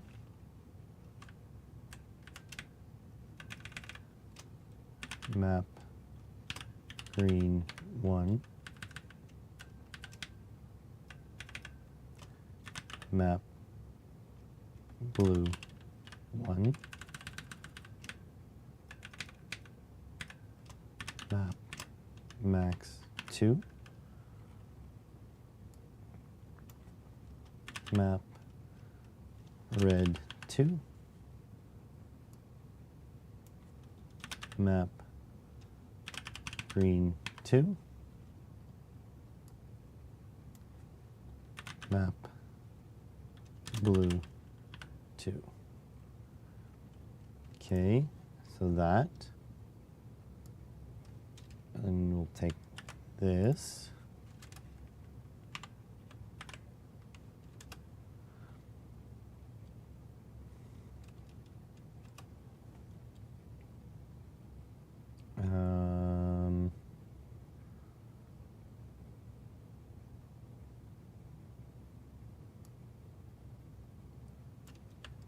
Take this.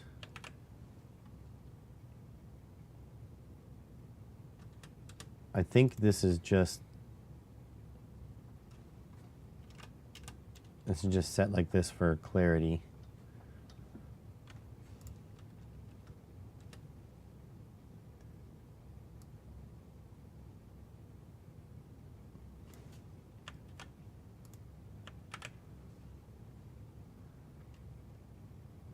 I'm actually curious to see if this will affect my blinking.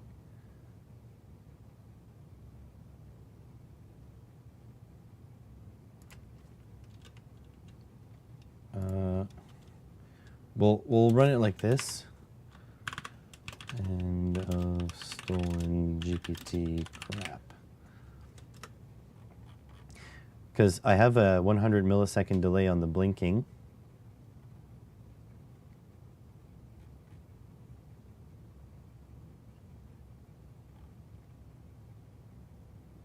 I mean, I don't even need to do this, because I can just put the print here.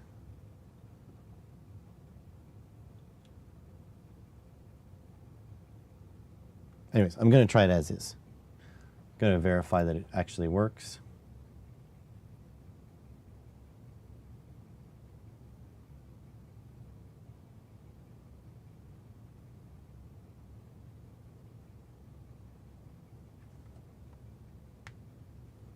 I love how it's like 0% of program storage space and 2% of dynamic memory.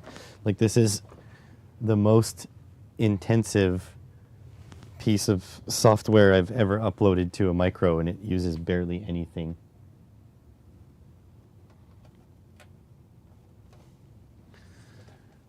This thing is an absolute beast.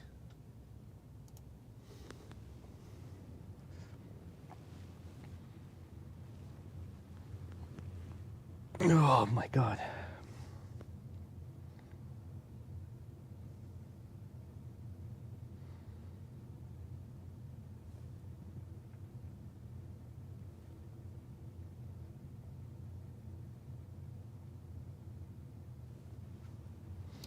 All right, let's check, see if it worked. Should be able to switch you to webcam. Right here. Okay. So it did upload. Let's see if it works. Oh, look, it works immediately. Wow, that boots so fast.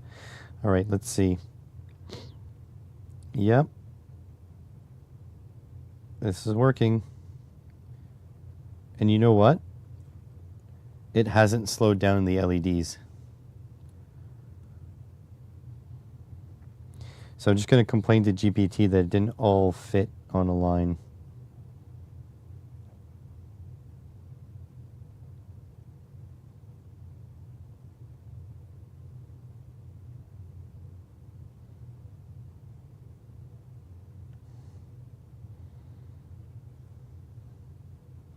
I don't know if this is actually a 1306 though.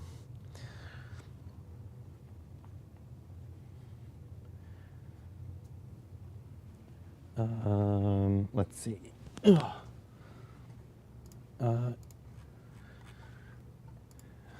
seems not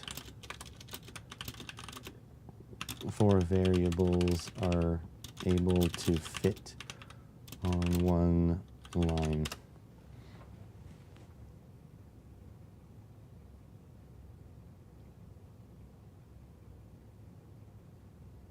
Okay, just need text size of 1.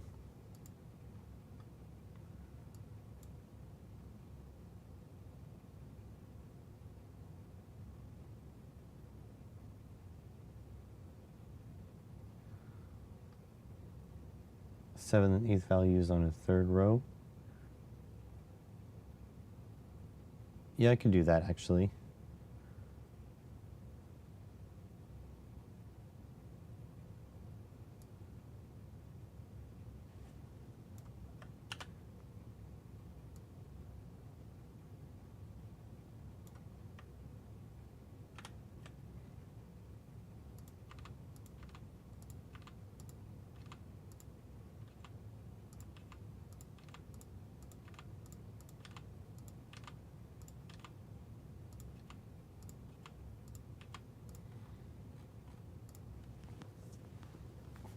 Okay, let's upload that, make it look prettier.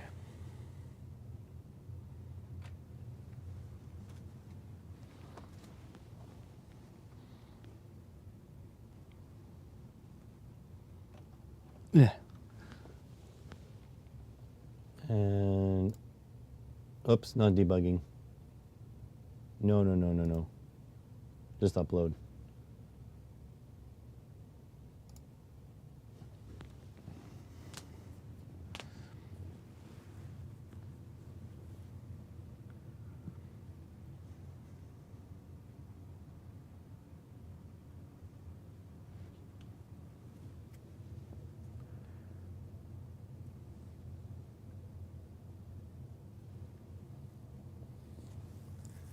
Okay, so that's done.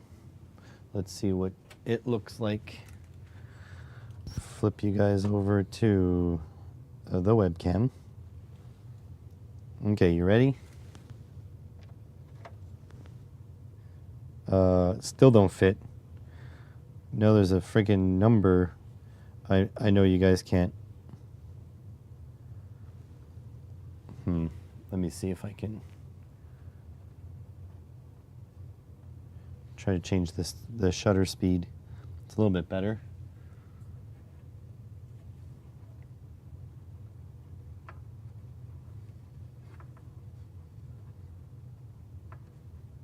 Does that work? You can kind of see it. So it doesn't quite fit.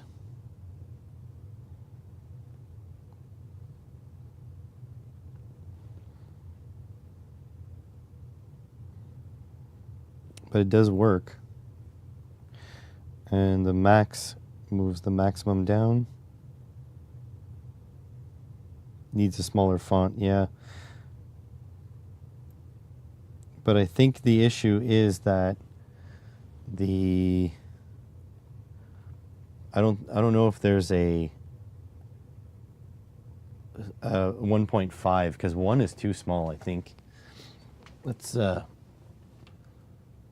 do text size 1 and upload that. It might be too small because I don't want it to be so small that you can't see it.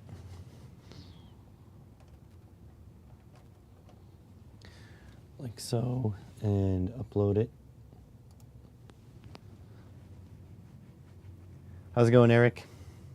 Nice to see you on stream.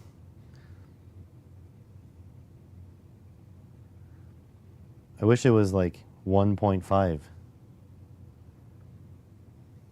You know?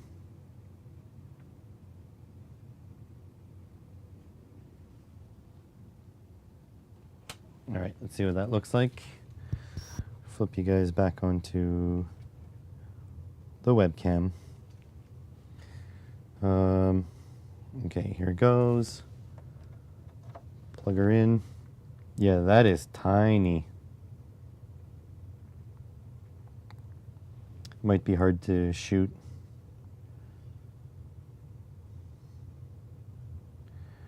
But it does work. That's incredible that it's not bogging down my supercomputer here.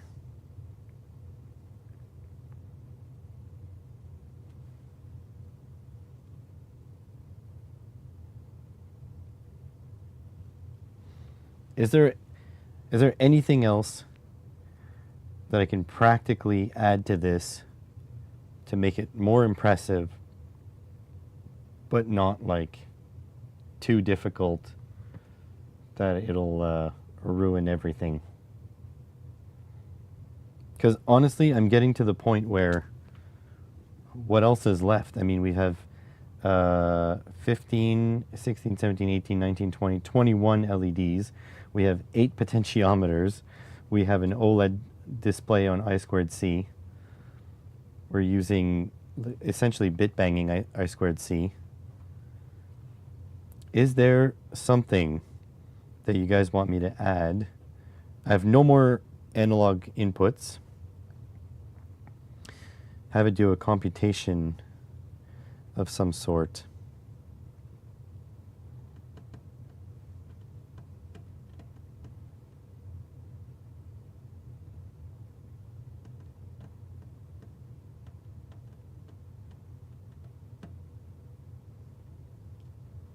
What do I have it compute? I have some space on the OLED, like if I shift these numbers back up to 2 rows, I have space underneath. So what do I compute?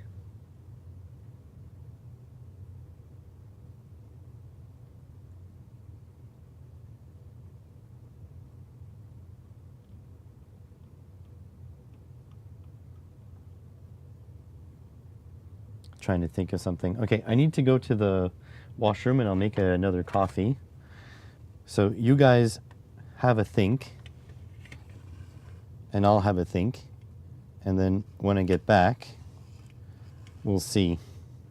Because I do have space on the OLED. I've got the OLED working, so I'm more than happy to add another space on the OLED. And then we'll figure it out. Okay, be right back.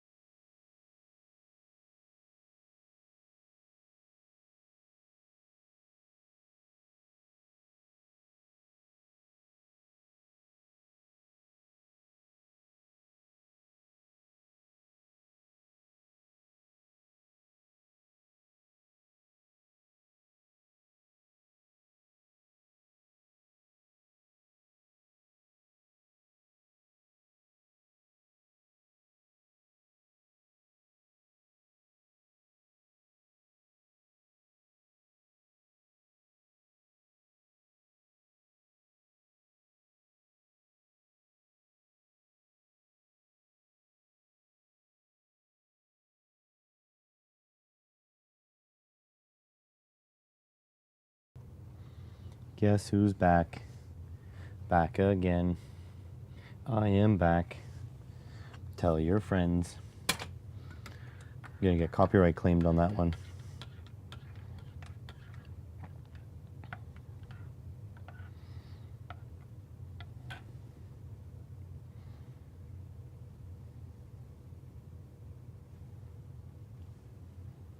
Okay, so let's adjust this to do, 2 lines. I think we can do that without GPT. And then, yeah, let's get after it. Screen. Some kind of does not.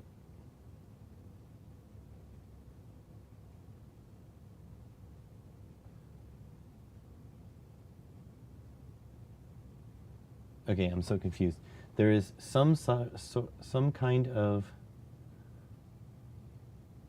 progress, but it does not pass the output without by MOSFET. RP is only a calculation. We can use DX. I'm sorry, I don't really know. A Google search gave me a Reddit with a Fibonacci routine. We can ask GPT. Let me fix this first. Bottom row. Here, I'll just.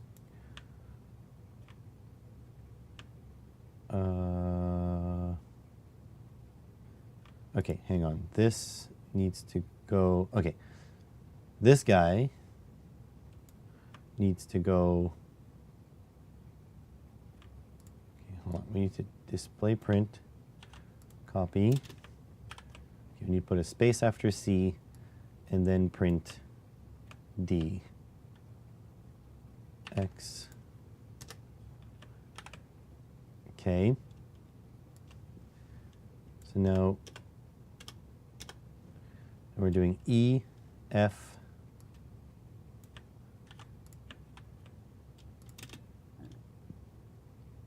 G, and H. X. Okay, so that is done. Let's do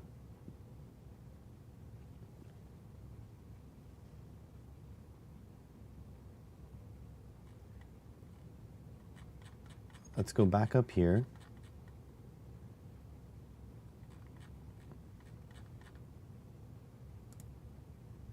H.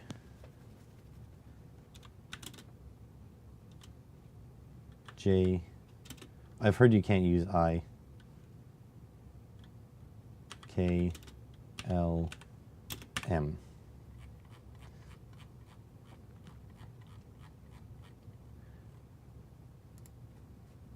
Okay, and then J equals random from and to 0 to 255.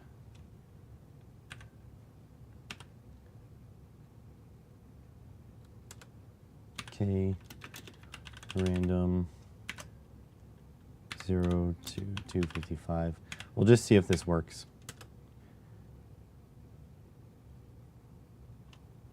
L random 0 to 255.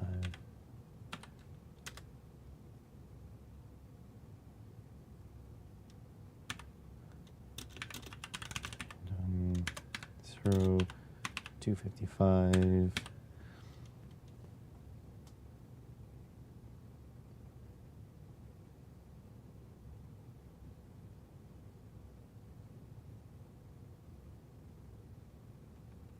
Can do other modules, yeah. It's good for the OLED and the touch panel, can and joystick. The rest after communication can up to 2 M0 plus output management or other sensor module, not all on one RP module. Yeah, it is a dual core. I think that's what you're trying to say.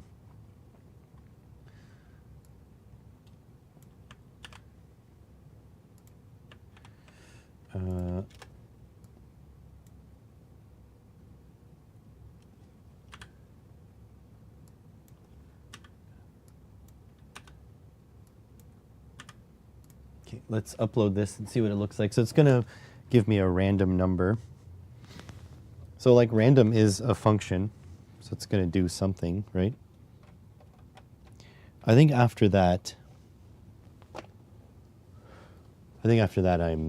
I'm ready to shoot the video. I'm so done with coding.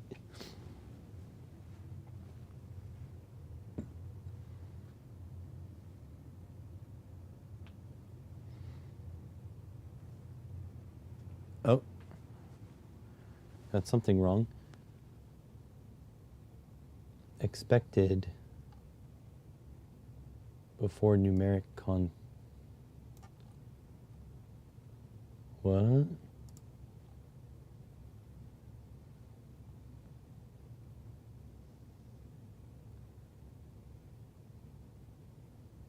Oh, I have a comma.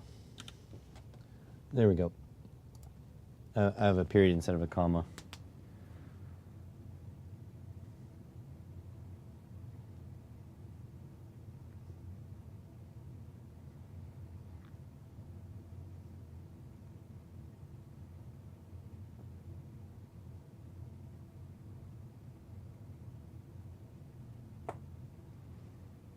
Done uploading.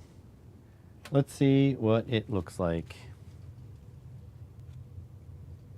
Oh, you need to go back onto the webcam.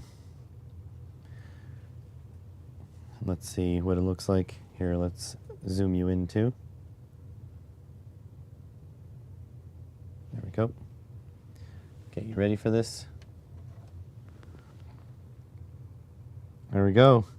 It's generating 4 random numbers. Actually, it's generating 19 random numbers every 500 milliseconds. And it's doing this perfectly. So essentially, I think I'm done. Let me get a fact here of how many pins are still unused.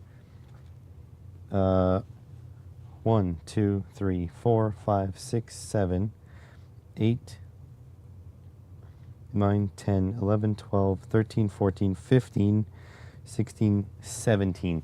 So I'm doing all of this, and I still have 17 unused pins. And I am using 0% of program storage and 2% of dynamic memory.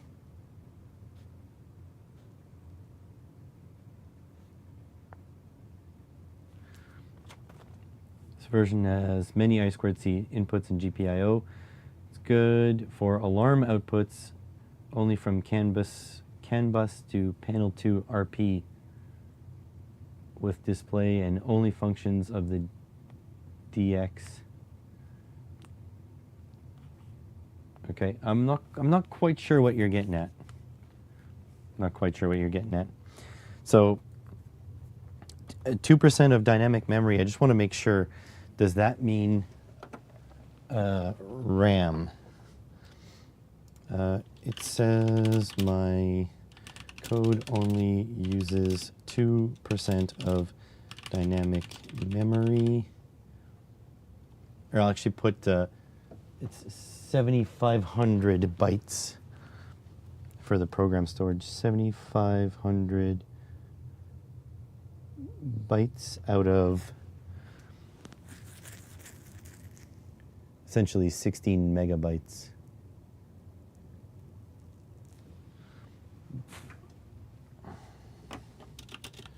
Does that mean RAM? Yeah, basically RAM. Okay.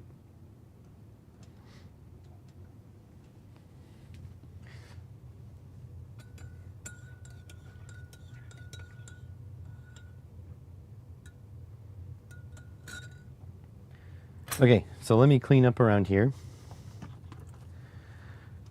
And then we're going to shoot this scene as if we've already shot the rest of the video. Because I am not taking this apart, shooting the video and putting it back together.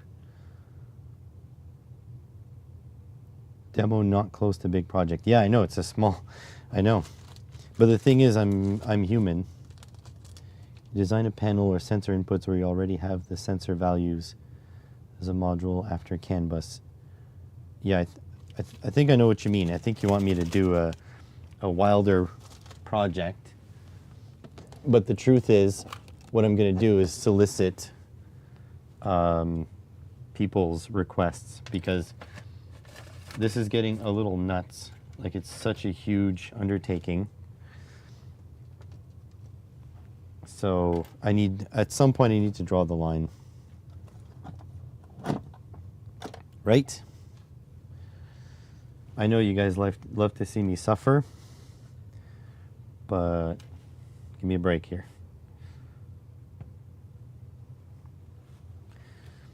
Because this thing is going to definitely make me suffer,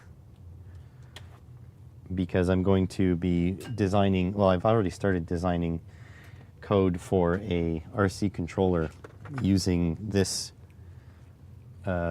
board. And that is going to be a huge undertaking. But I mean, like, the analog inputs are working. That's clear. The analog output is working. I'm going to be leveraging the hell out of ChatGPT and all the other AIs.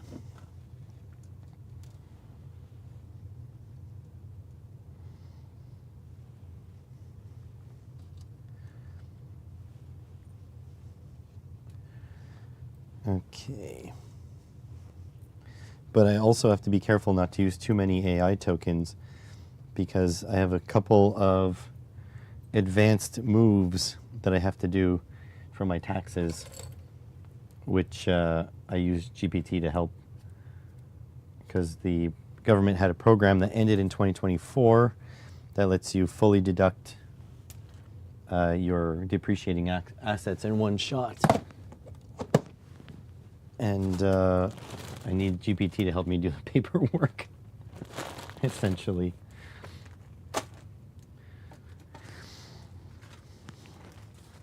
Okay. Like that. Like this.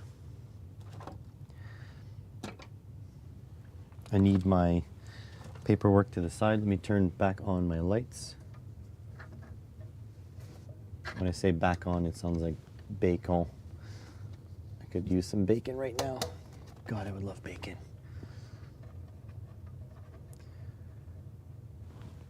One day when YouTube makes me a millionaire, I will have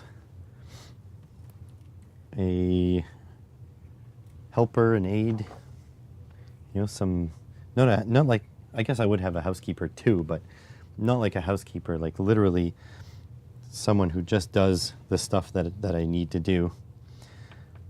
And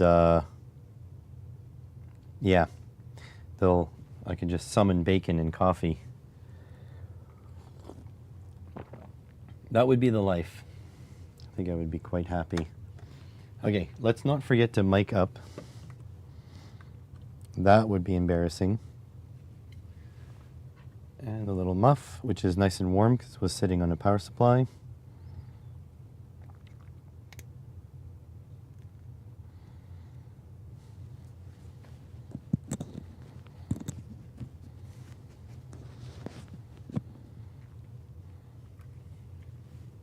Plug this guy in.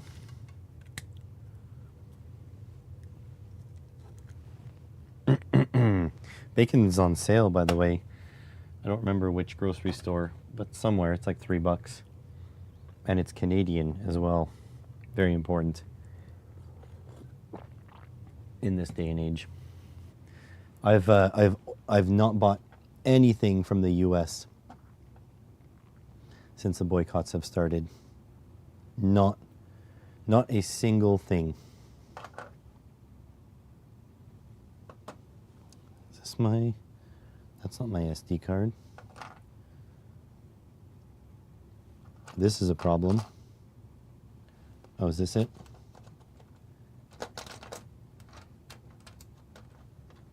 Input ACD, but test current volt. I have INA 219.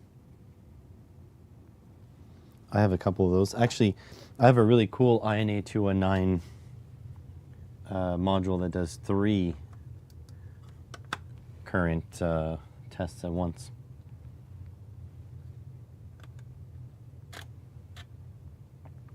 Okay, let's do the framing.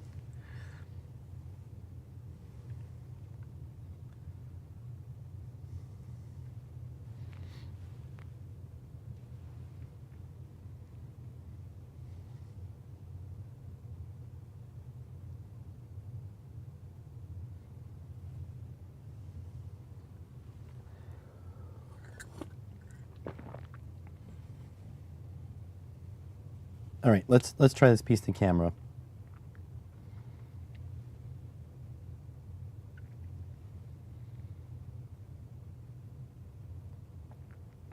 So here's what I've come up with to try to test the muster of this massive. Try that again. So here's what I come up with to try to test the muster of this massive microcontroller board. Try again. Let's stop that. Start again. I want to do it right.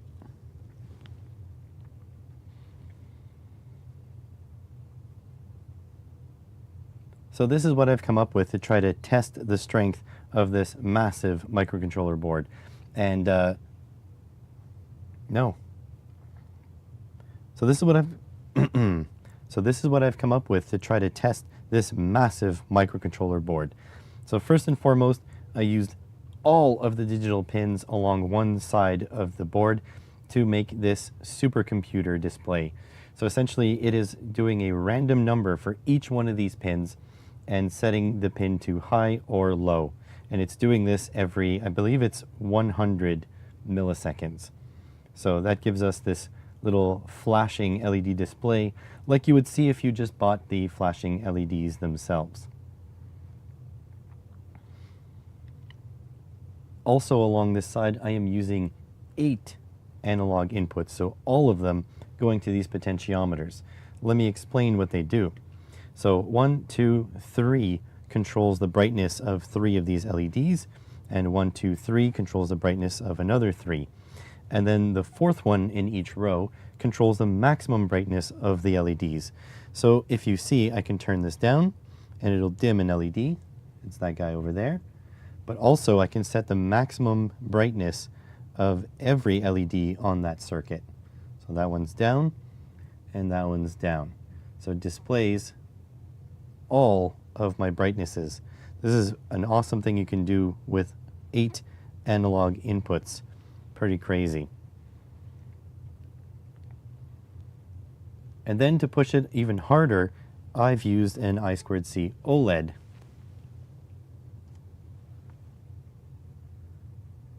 It seems to be pulsing a little bit for you, but not in real life. So what it does though is it reads out the displays. What it does is it reads out the values of all of the potentiometers. So here we go, we can bring one down, and you see that's the 166 that's there. Or no, sorry, that's that 14 right there, that little number there.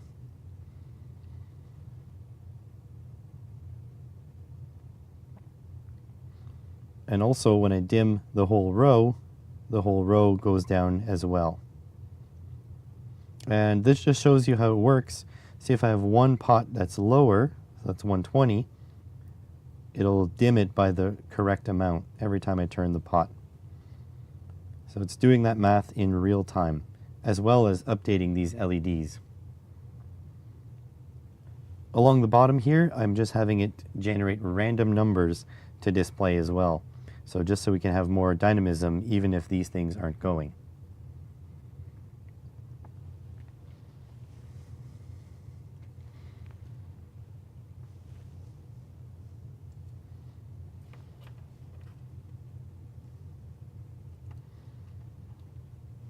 And despite, oh, let me just refocus.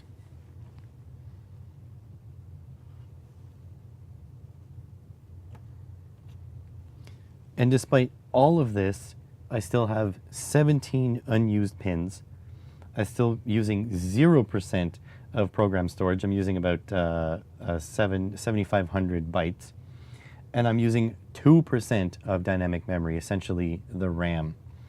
So even this, which took me quite a while to set up and make function, is barely scratching the surface of what this microcontroller can achieve.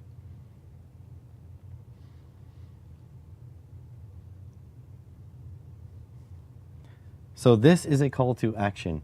Put it down in the comments below. I would like to make a video where I max out the capabilities, or come close, at least try to max out the capabilities of this microcontroller. So let me know what kind of stuff we can have it do, we can have it compute, we can have it input or output down in the comments below, and perhaps I'm going to collect all the best suggestions and try to put them all to work. I also hope that you give this thing a try and you go over to PCBWay.com, sponsor of this episode, to pick up my adapter boards. It makes it so much easier to breadboard than the dual inline pins.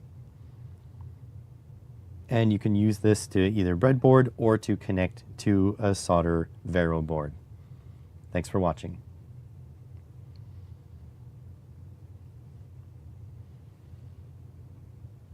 I think that's good.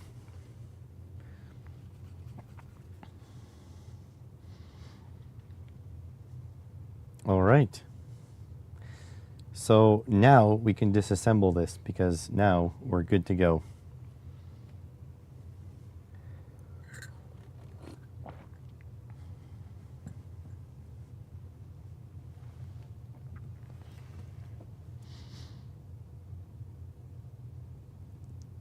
Yeah.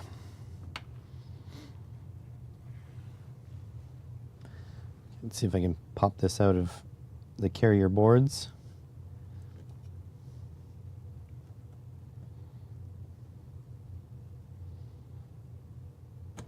Yeah, there we go.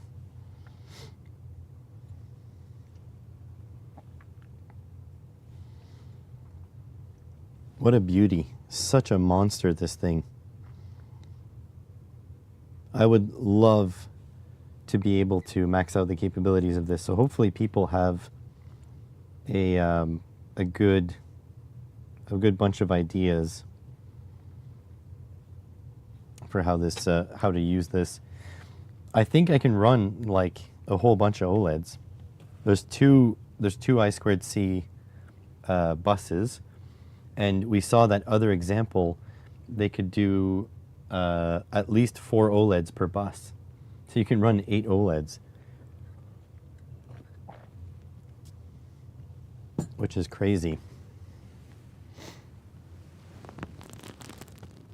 Oh, big stretch. Okay. So let's put this to the side.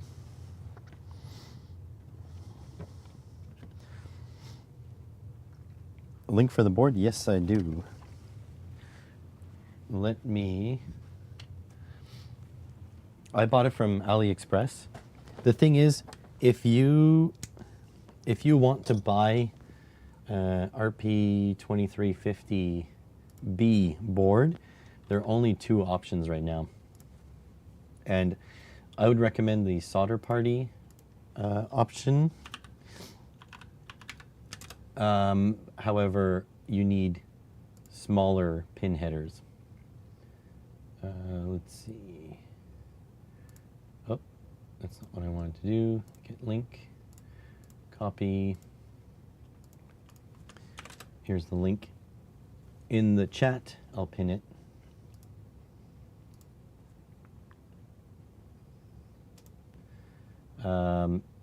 So yeah, if I think it has a 7% commission on it. So let's do the math on that one. So if you So if you buy one of these, it's Canadian, it's $5.39. Oops. 5.39 Canadian times 0.07. I will make 37 cents, 38 cents rounded. So buy a whole bunch.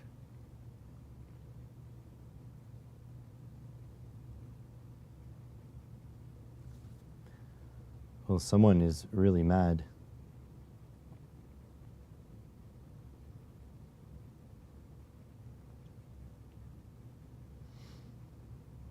I'm getting some upset comments on one of my videos.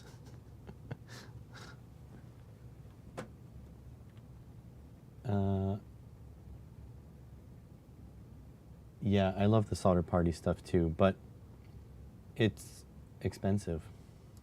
And I know you have to pay for quality. I completely get that. Let's see.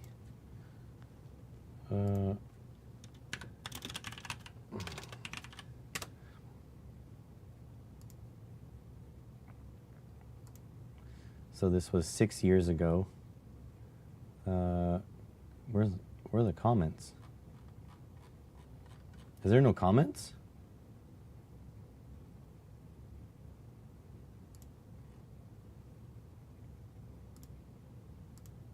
Where?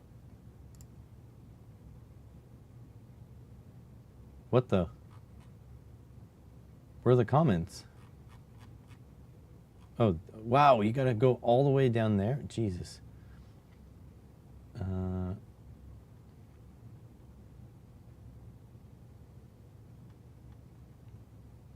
Oh, the guy must be stuck in the content filter.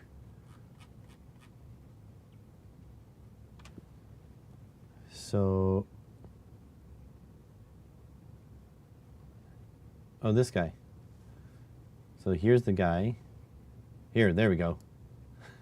He's so mad.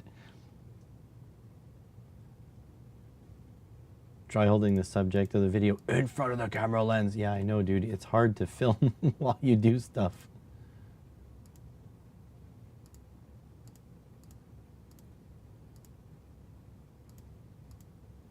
It's like, you know what? Why don't you go make videos? Let's check his videos.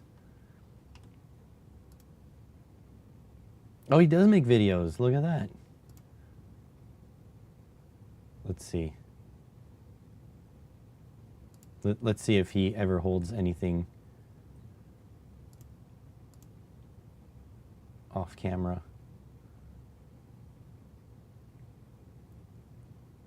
Well, he's doing pretty well, actually.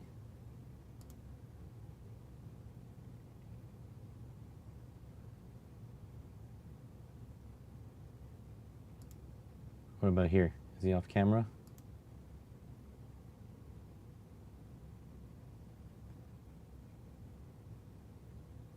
You know what?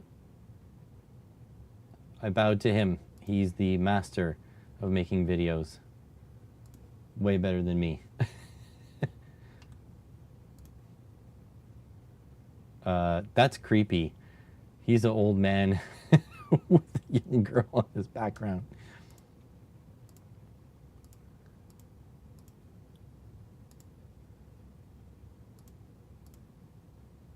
Oh man, 240p is the highest is the highest resolution for this one. What's the resolution on here? This 720p. I mean, he's right. What can I say? He's got everything in shot there. Good for him. He's got Probe Master probes too.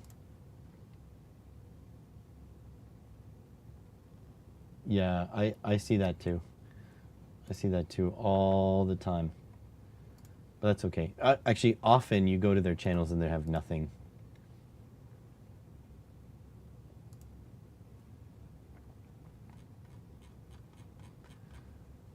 Okay, so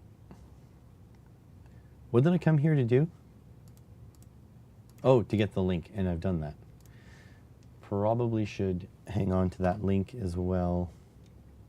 Let me send you to the webcam for a second. I'll save as in the script department. To edit.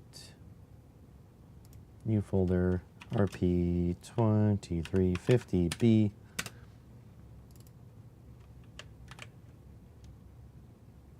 Oh,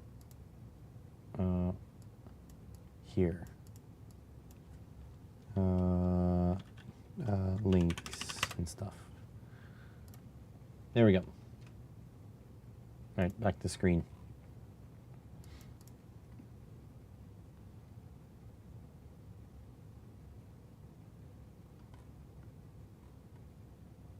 Pretty cool piece of board. Tiny. All right, let's get the specs.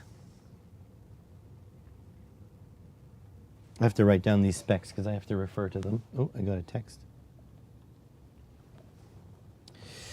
Hold on, I gotta respond to my boss.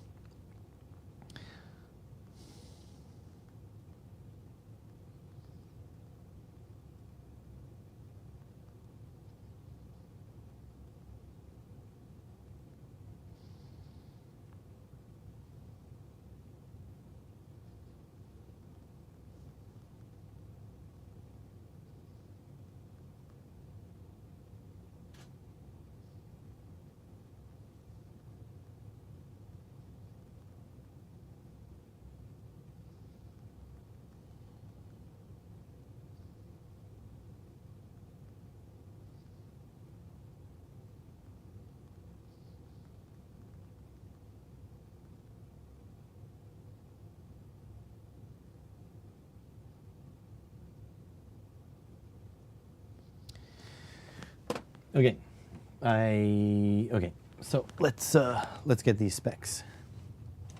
I'm very lazy, so I'm tempted to just print them, but that would be a waste of paper. I can just do it here. Okay, so it has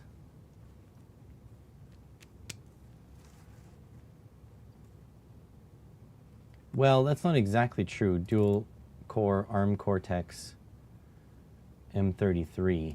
That's not 100% true because it has either the M0 or the hang on a sec. Because doesn't it have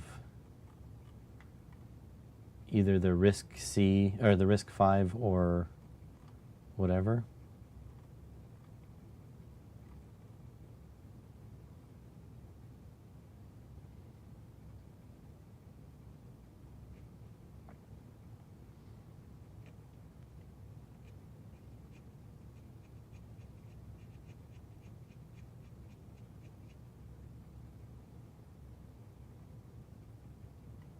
But anyways, we act Studio RP 2350B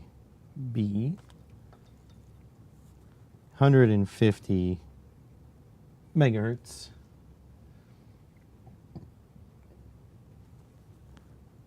.48 GPIO, 8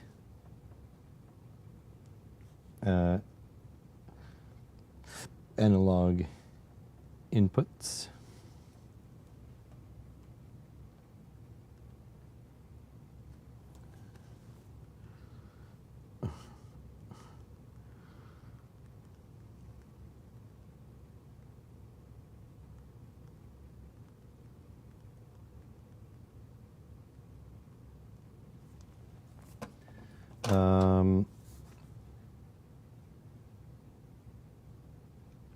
it has 3 PIOs, which are the state machines, I think. Let's ask GPT. Let's get this right. What are PIOs in reference to RP2350 chips?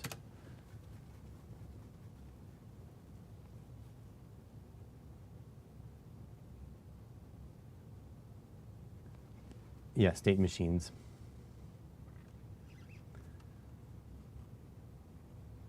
Dude, stop thinking I mean something I don't. Look up the RP2350B chip.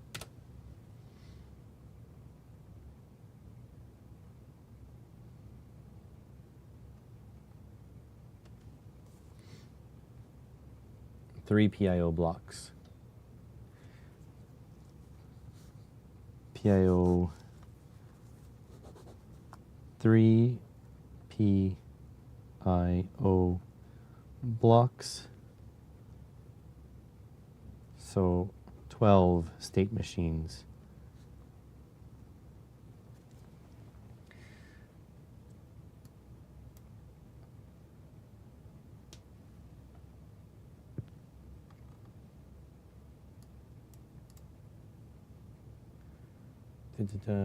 Okay, good. You have to choose your second core or something like that. Yeah. It actually, you can use 2 RISC-V cores or 2 M0 Cortex or 1 and 1, I'm pretty sure.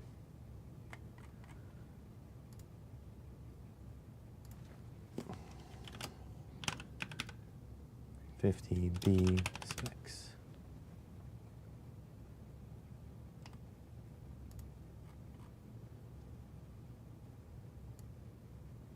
Pair of industry standard ARM Cortex M33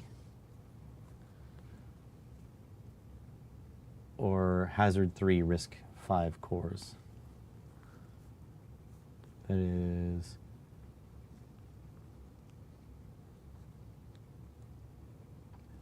Cortex M33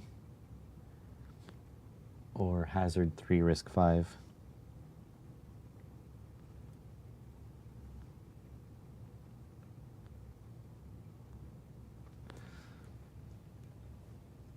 Okay.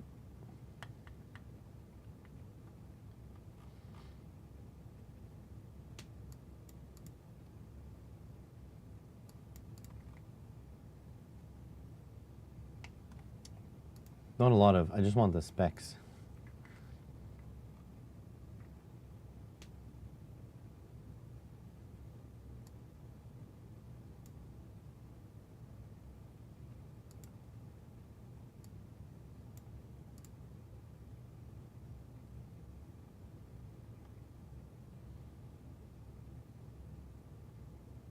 Okay, yep.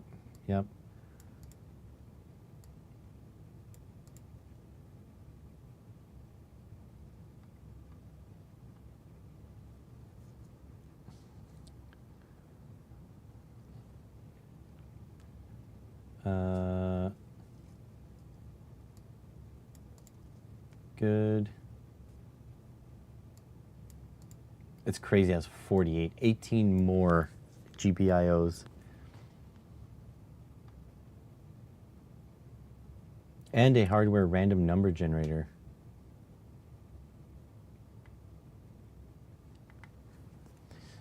It has 2 UART, 2 SPI controllers,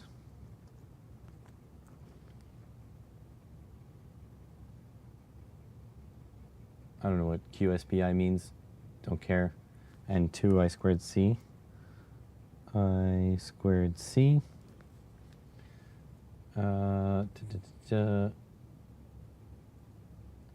It has freaking, look at this. It has digital video output.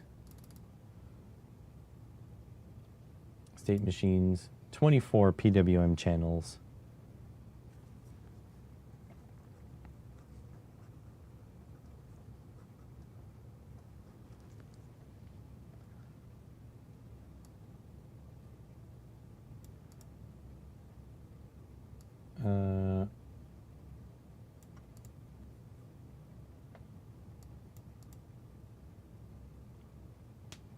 It's pretty insane.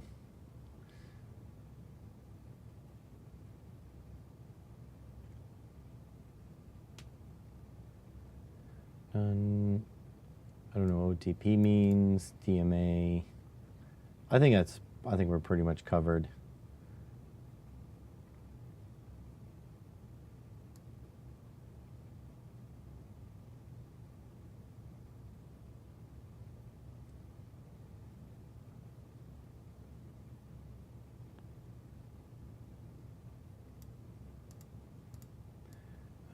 Inputs to source about 120 microamps.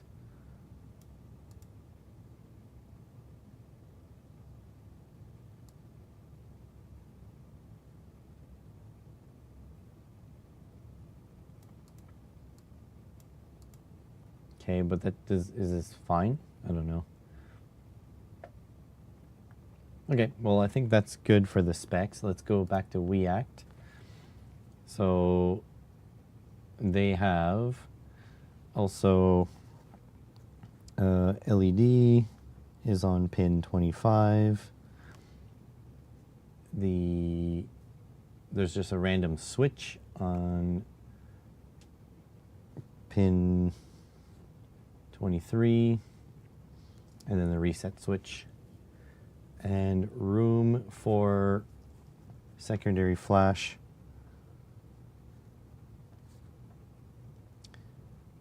More flash or PS RAM on back. I hope they do.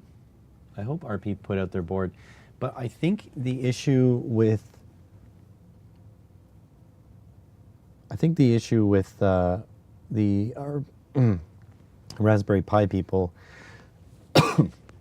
is they try to make it compatible with like everything. So it takes a really long time to get anything figured out. Still don't have anything on their GitHub though. Still haven't put info on their GitHub. Okay, because yeah, it's still 2350As. It's not 2350B. Okay, what about this? Have anything important?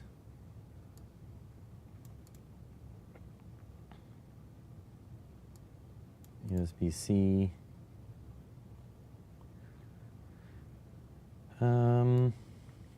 No battery support, but that's fine.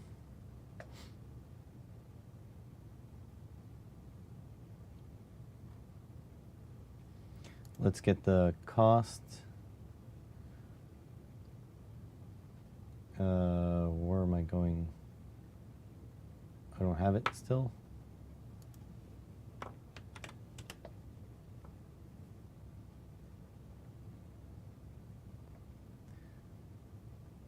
So 540 at the time of recording. 540 CAD at the time of recording. And another $2 for shipping. So essentially like $8. I've actually ordered 2 of these, only one showed up. Let me check my orders on the other screen.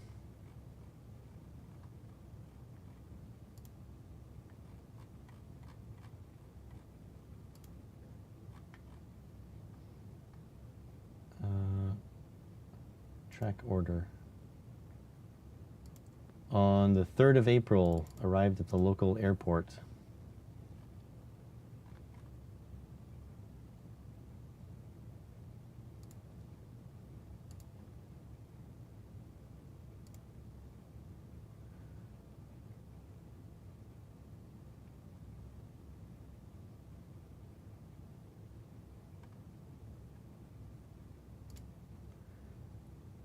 Gonna see if I can get a not received. Order in transit. If the tracking doesn't update, you can apply for a refund.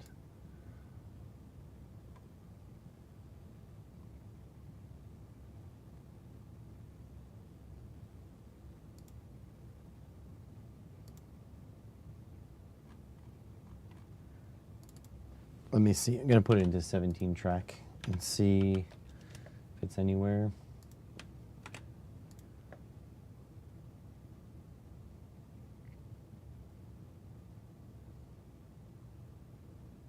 If you guys don't know, 17track.net is like the best for Chinese packages. Okay, using Ciano, whatever that means. Tracking.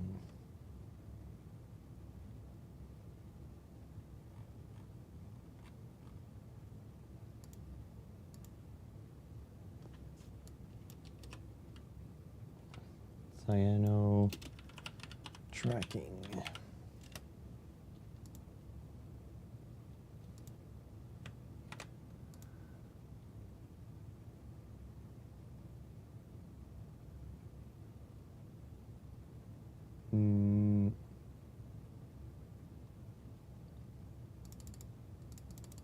Yeah, I mean, it's not going anywhere. It's like stuck there. Too bad it's not on Choice. Yeah, I know. Choice is the best. You pay a little bit more, but you get shipping like so fast. The thing is, I got one like very quickly, and then I ordered the other one like a couple days later. Let me see. 10 days later. And the one that I ordered later has arrived. The one that I ordered sooner hasn't. It is what it is. Also, I'm not going to mention this in the video, but you can get the stamp.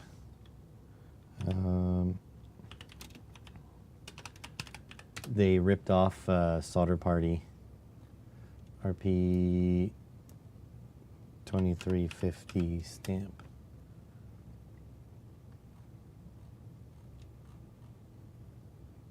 I did see it. There's the small stamp.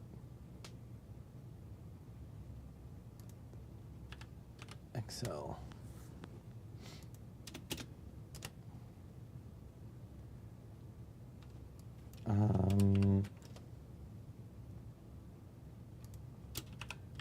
I know I saw it. RP stamp.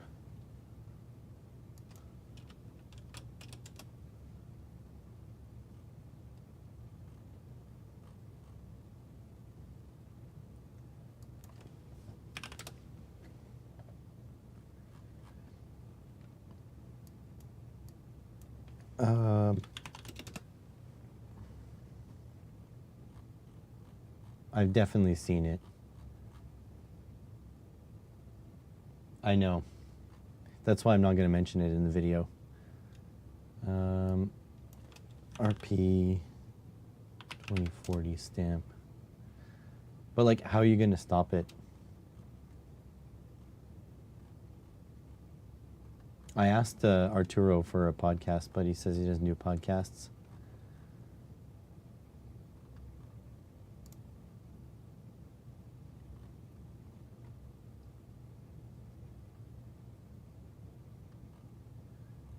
Come on, I know it's here. I actually just seen it. Like a couple searches ago.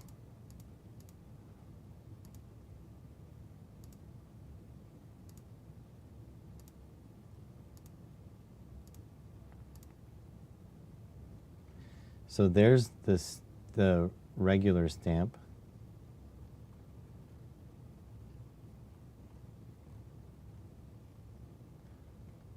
But there's definitely a Stamp XL.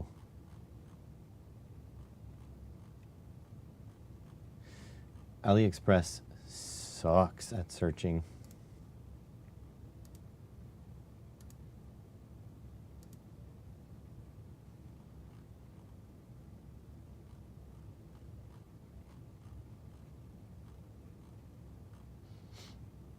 So there is, that is a stamp.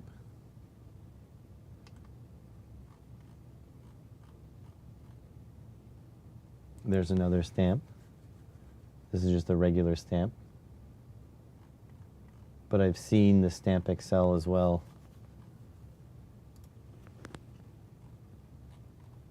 Products.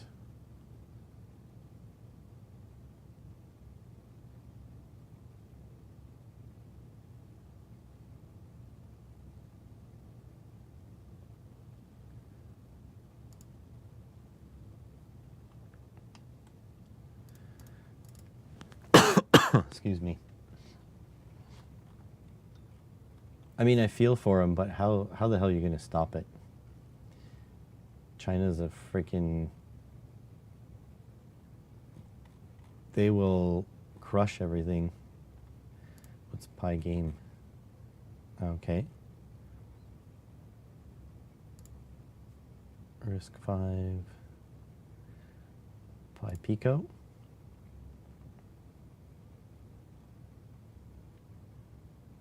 That's the mini, that's not the stamp. That's the stamp though. So if I go here, maybe they'll show me the XL.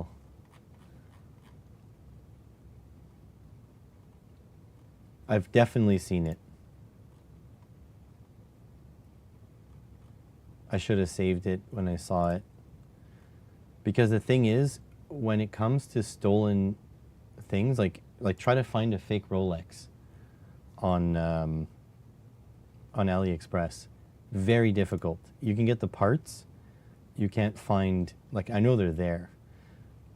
But the thing is, since the takedown notices from Rolex are so strong, you have to go like directly to it. But once AliExpress understands that's what you're looking for in your roundabout ways, it will show it to you. Let's try B2350 gallery. I'm going to look on my main account off screen.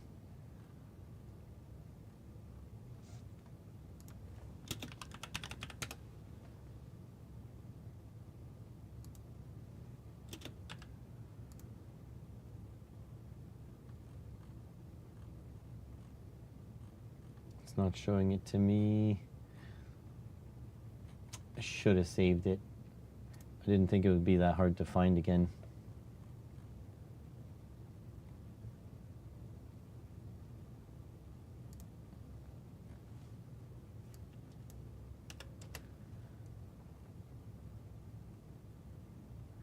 Usually the pictures on something they don't want you to find will be upside down.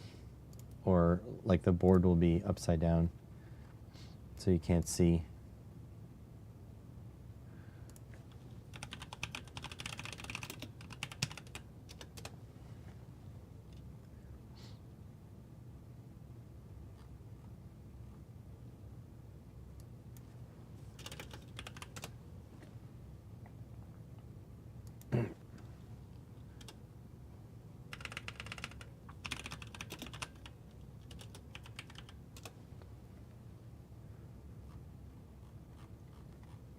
I think they did a good job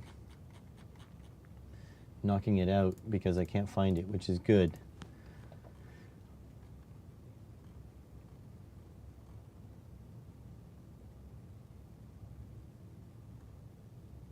Oh, there it is. I found it.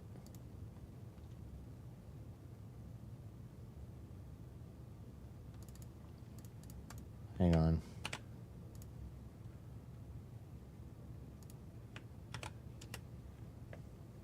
There we go. See, they show it upside down. So, yeah, unfortunately, I think they even used his images.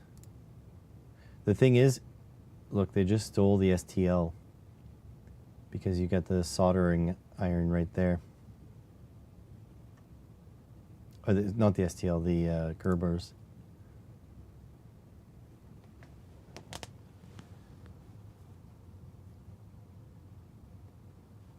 But yeah, now you'll be able to find it. Yeah.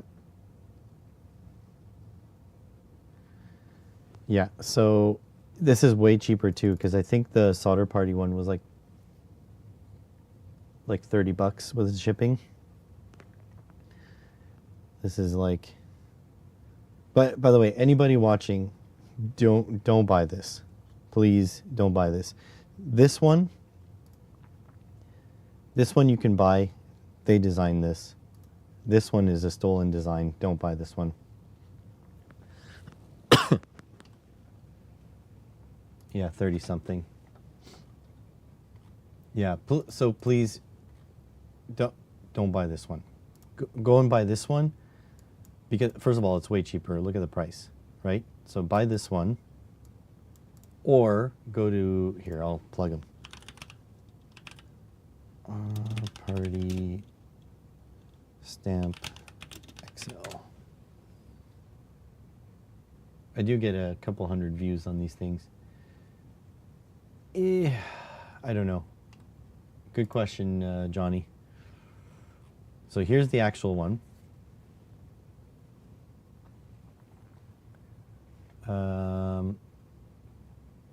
Let's see if it's open sourced.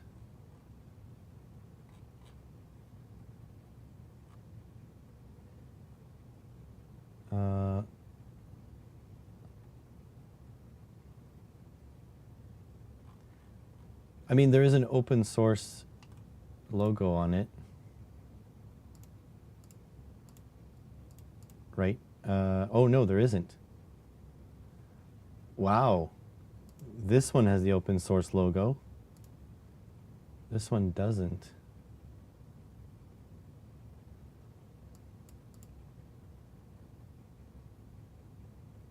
The thing I don't like is this. This is literally the only thing I don't like about it. 2mm pitch.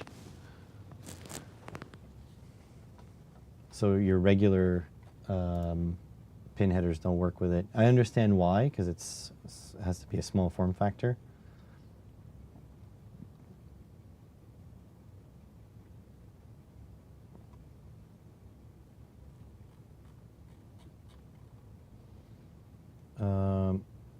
License information. Here we go.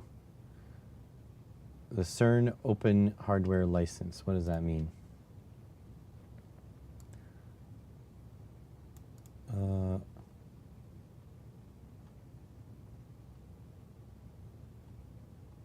Okay, hold on. Let me see.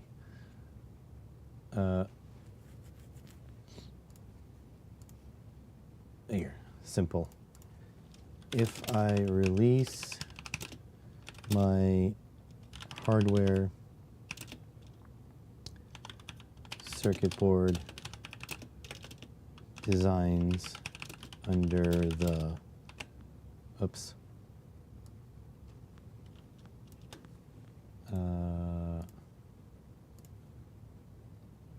CERN Open Hardware License.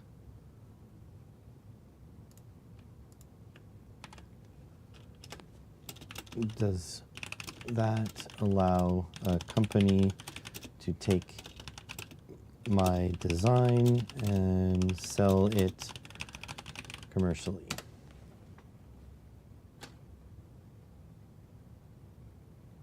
Important conditions.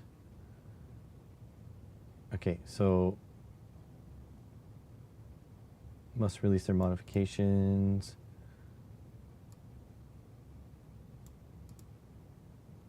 Okay. So yes, it is open source. I guess it's fully okay for the Chinese resellers.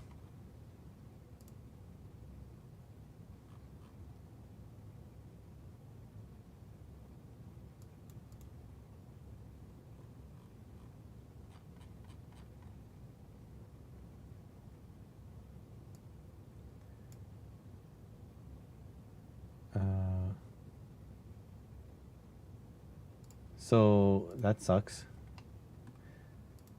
Well, I mean, okay, it's fine. He chose that, right? But I would still recommend people go and buy directly from him. Just my opinion.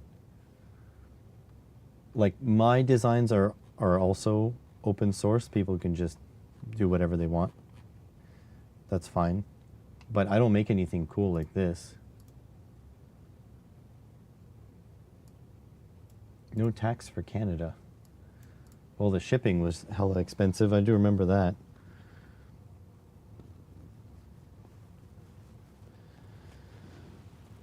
So that's the big deal why I can't really support a lot of creators, because shipping is hella expensive for me.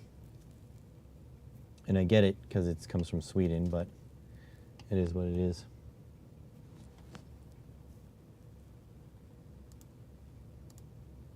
Well, I guess it's totally fine.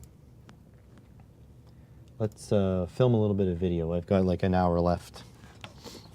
We can finish up the video tomorrow, but if I get all of it done today, I'll be able to edit it today,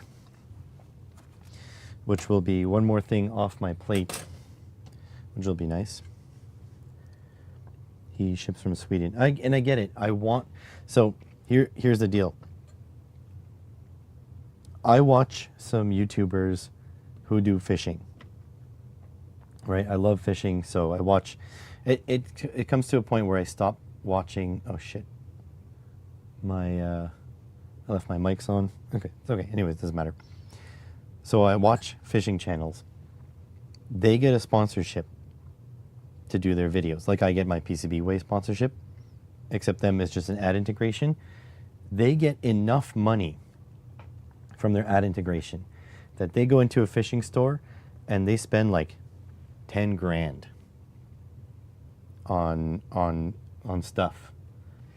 So they must be making at least 10 grand from the ad integration. If I got, let's say $1,000 to do an ad integration, right? A lot fairer. No, not like an ad, like a video, like not if they send me this board and say make a video with this. I mean, I'm making a video like my snow speeder, and then some company says, here's $1,000, put an ad integration.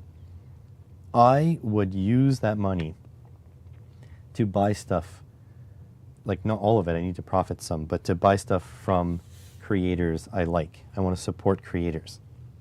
So I would, instead of, going to a fishing store and buying fishing equipment, which, would be fun too, I would love to do an ad integration where I buy, I don't know, $500 from Unexpected Maker and then do the project that is being sponsored with his stuff. You know what I mean?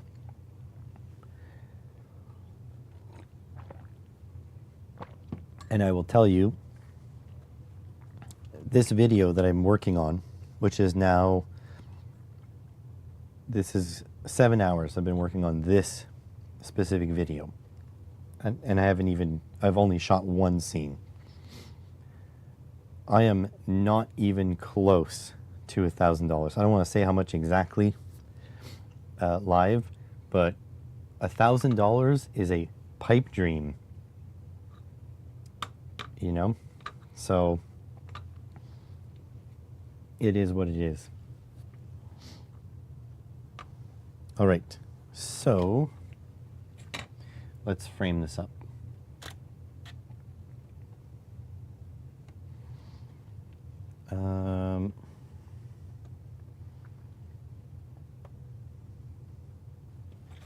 Let's see, so this, I probably want to get the other Raspberry Pis. I would love for my channel to be big enough to be profitable so I can support cool people doing cool things. That's what I'm trying to say. That's what I'm trying to say. That would be a fantastic endgame.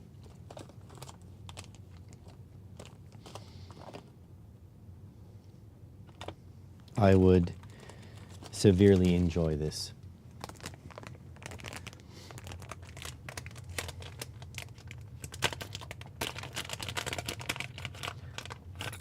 All right.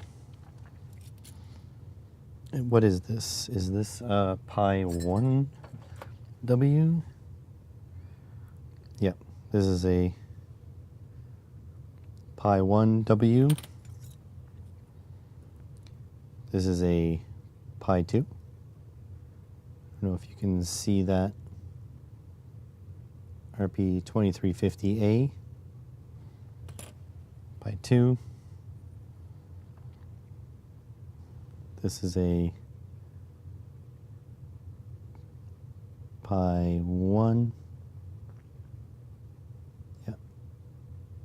Pi 1. It's a revision 2 of the chip, but it's Pi 1.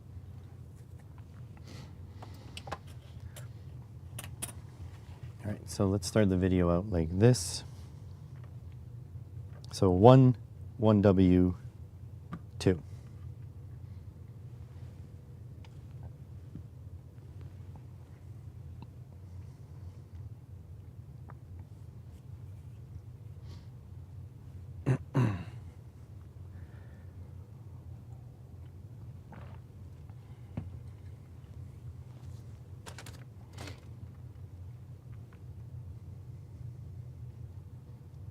See if we can space these out a little bit. Pretty much dead center.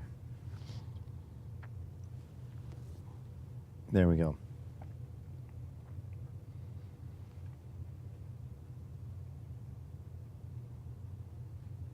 These are the Raspberry Pi Picos we all know and love.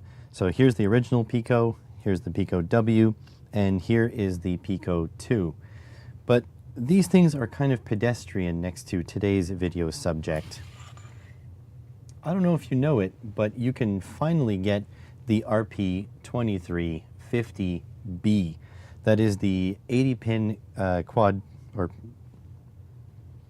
is the 80-pin variant of the Pico 2. And there are only currently 2 boards that I see in common circulation with the B moniker. So one is the Solder Party Stamp XL, highly recommended. The reason I didn't order one of those is that it doesn't use standard pin headers. It uses a 2mm instead of 2.54mm pin headers. And then there's this beast by WeAct Studio. So this thing is a monster. The RP2350B itself, 150 megahertz, ARM Cortex M33, or Hazard 3 RISC-V. So you have 2 cores. You can pick both RISC-V, both M33s, or one of each. It has 48 GPIO, including 8 analog inputs, as opposed to these guys, which only have 4 analog inputs. It has 3 PIOs. It has 3 PIO blocks, which means 12 state machines built in. It has 2 channels of UART, 2 of SPI, and 2 of I2C, meaning that you can have peripherals galore. It has 24 PWM channels. This thing is insane. Now, this board by WeAct itself, it has 16 megs of flash. I believe this is the additional flash package up here. And there's also room to add more on the bottom here using GPIO 0 as a selector for it.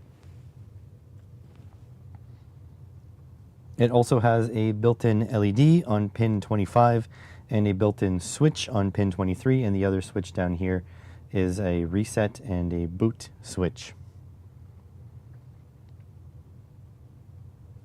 Only bad thing about this board here is that WeAct Studio still hasn't put their information on GitHub at the time of recording. And at the time of recording, this is $5.40 Canadian, link in the description, with the $2 of shipping.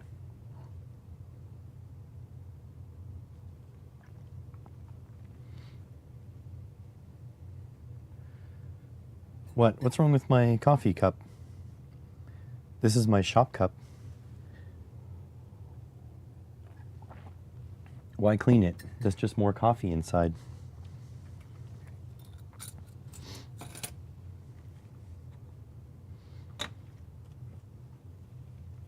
Okay, so I need a breadboard for this next bit. Let's grab a breadboard.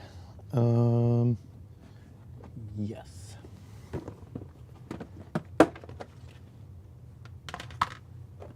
I have just gone to the washroom not too long ago, and I already need to go again. It's because this is my third coffee of the day.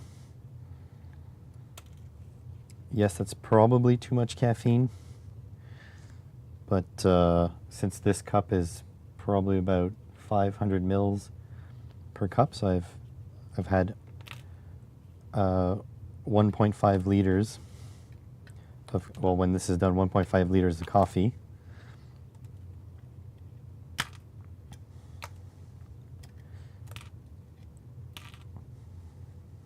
Yeah.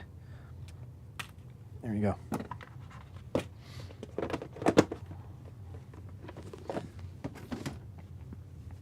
All right, so that, and now I'm going to prepare my boards from PCBWay.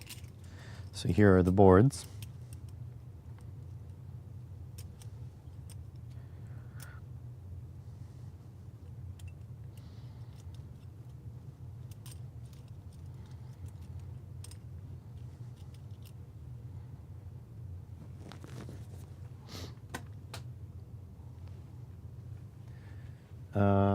Okay, where I need a PCBWay box now.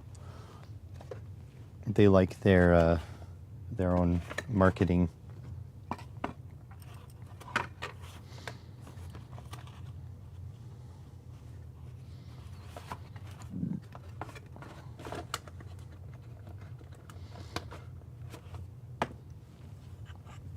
Okay, so this I'm going to show you can't really connect it to a breadboard.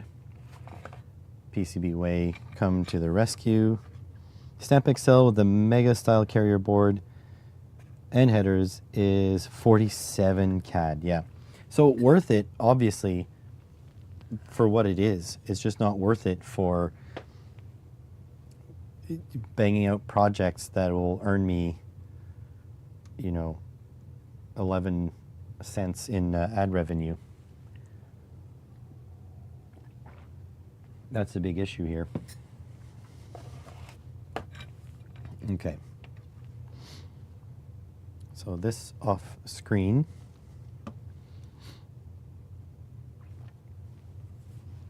This.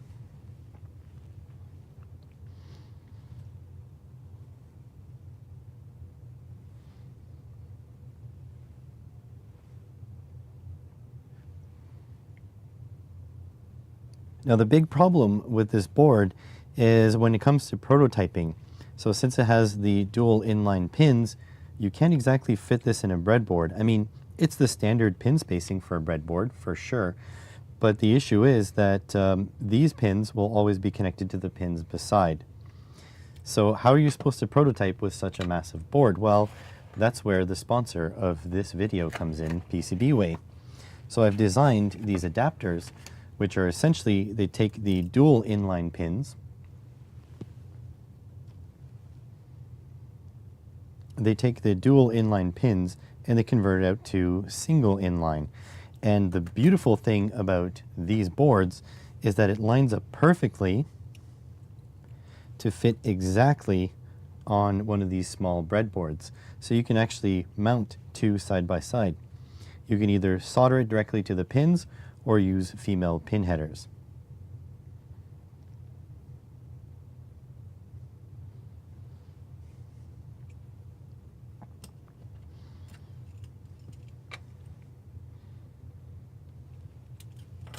Let's take some footage of soldering some up.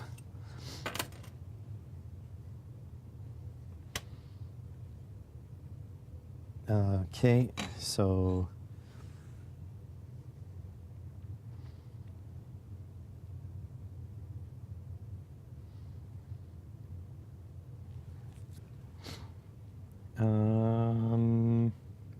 yeah, I'm gonna solder another setup.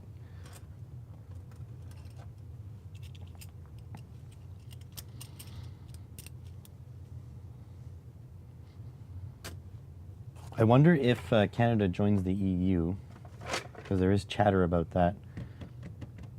I wonder if the shipping routes will become strategic, and then we're going to get more products or cheaper shipping, at least. That would be freaking awesome.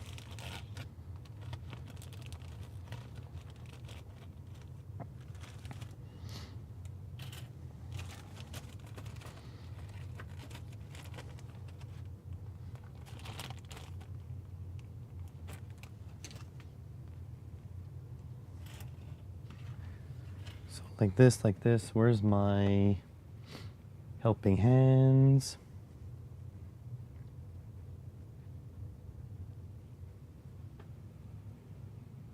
Always lose my helping hands. Ah, whatever.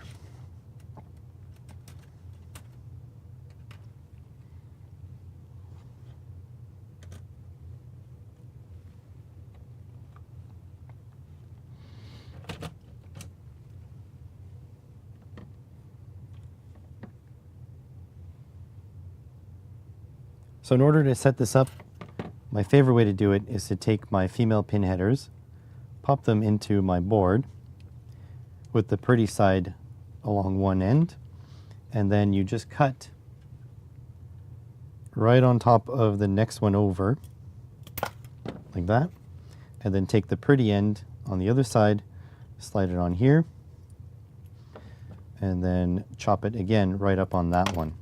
So you do lose a little bit, but you do get a really nice finish on the front. Then you can go and set this into here and then just go ahead and solder it as normal.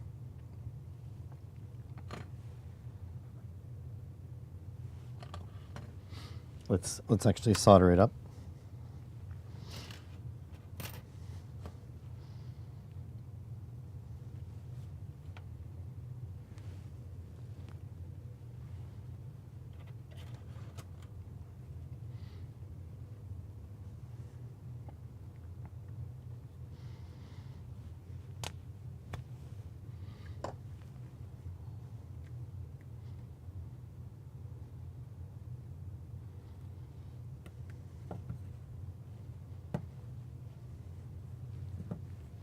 I'll take some footage of me soldering as well.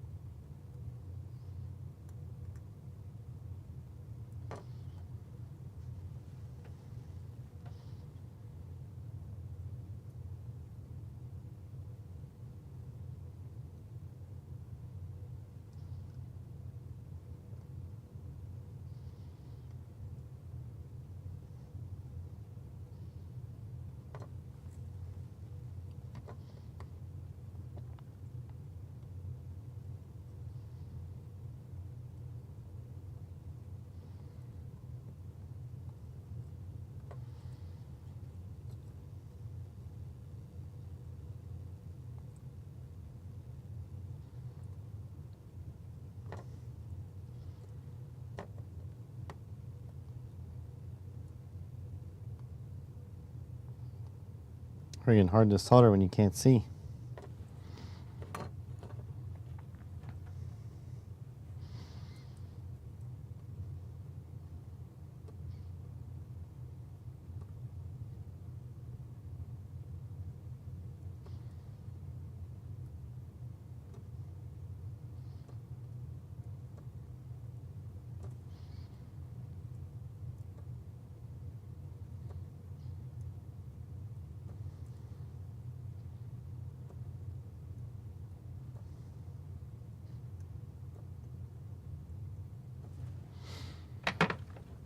There we go.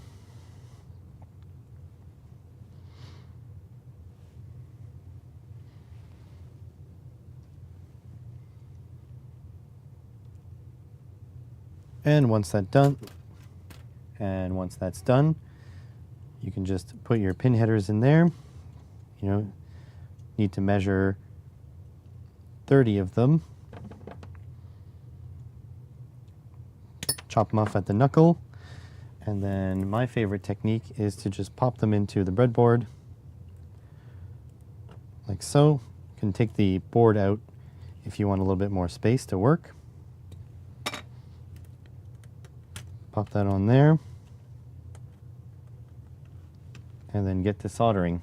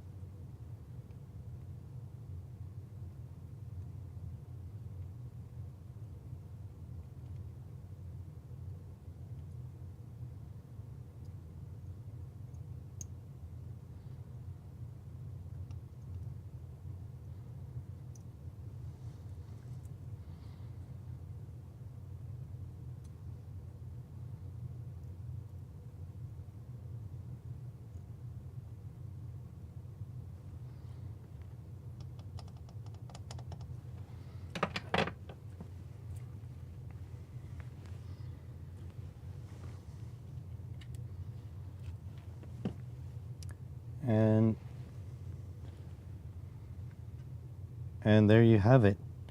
Now you just need to make sure that you do the mirror image for the other side and you'll be ready to go.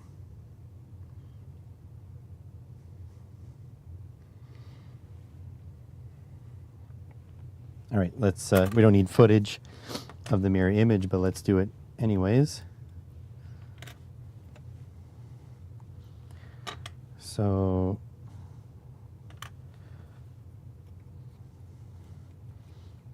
this guy, chopper about here.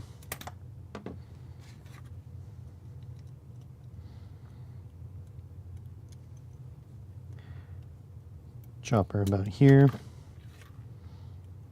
There we go. Pop that onto here. We're going to solder another one.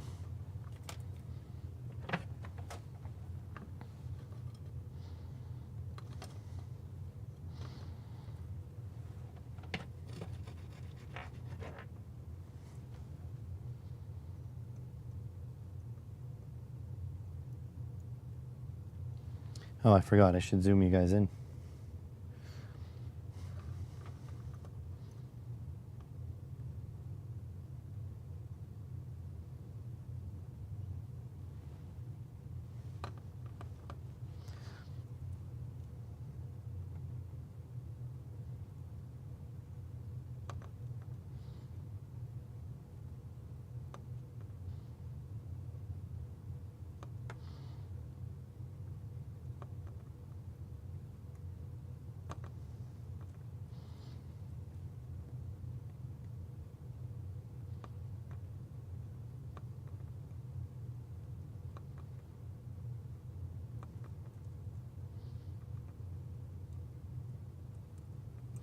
I know it's not the most entertaining stuff, soldering dual inline pin headers.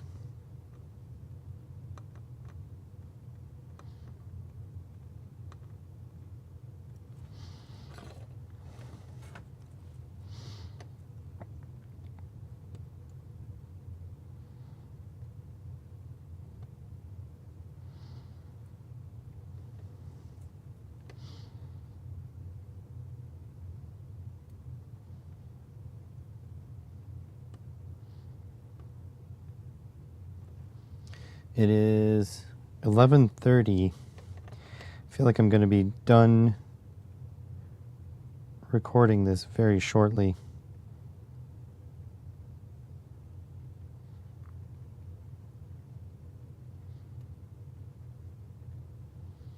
Just going to feel good. By the way, Vero is streaming today at 2 o'clock. Twitch.tv/Veroac. If you guys want to see her. So far, she's not killing anybody in Fallout 2.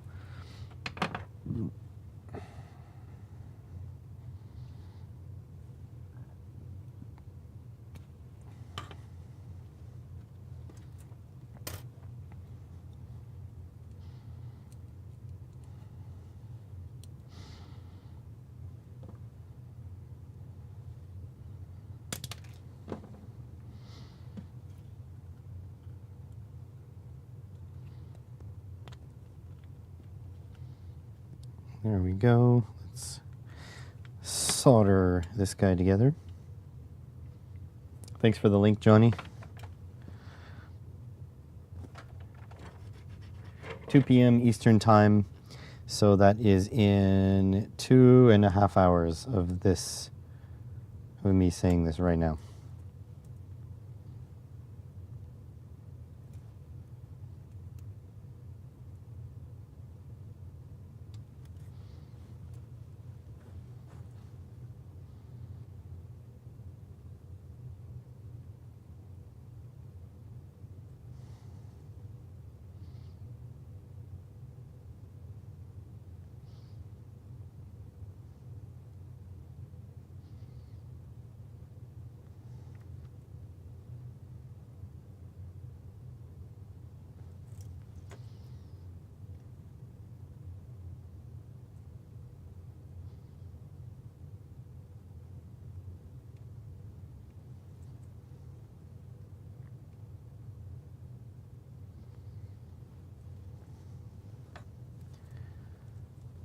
Kind of difficult to get in there.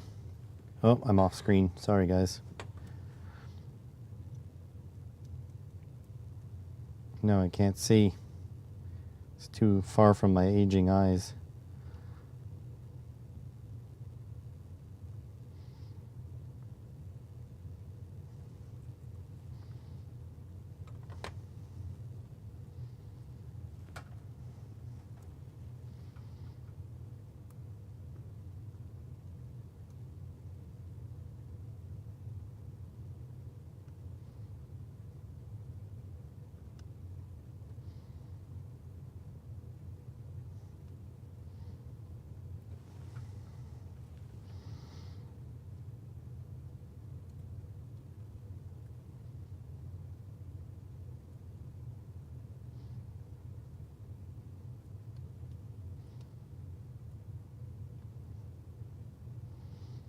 Can't reach.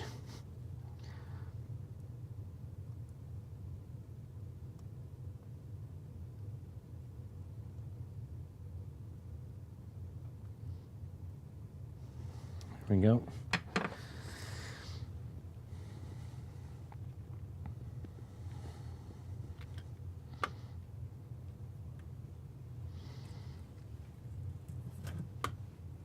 I need one more of these breadboards.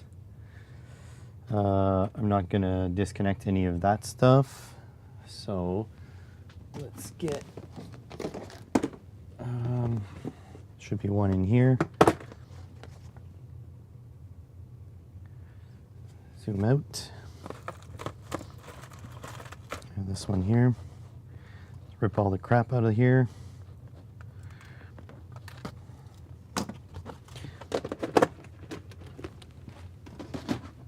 Okay, that goes away.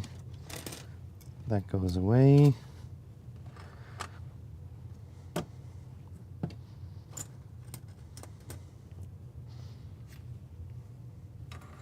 Well, you just frame this on the actual camera I'll be filming on.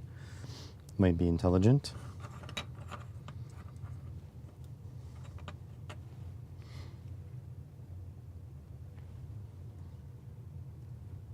One thing to keep in mind when you use these for prototyping, I really recommend that you make yourself a reference sheet, because as you can see, there's an A and an A.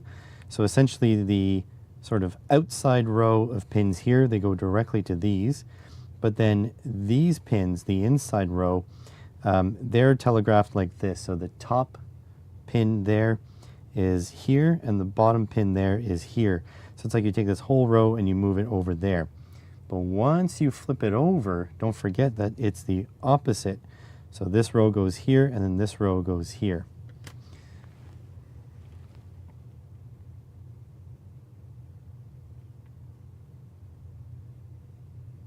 So now that you have your two mirror installed boards, you can just slide your microcontroller in like so, and then these fit absolutely perfectly on these little breadboards. Now the challenging part, how to flex this monster's muscles.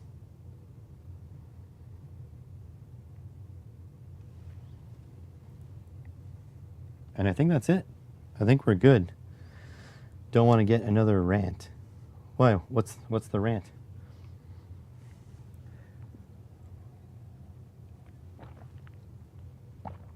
What did I say? Did I say something that would trigger a rant?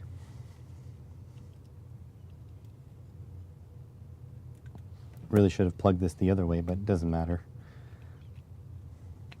Like so, and like so.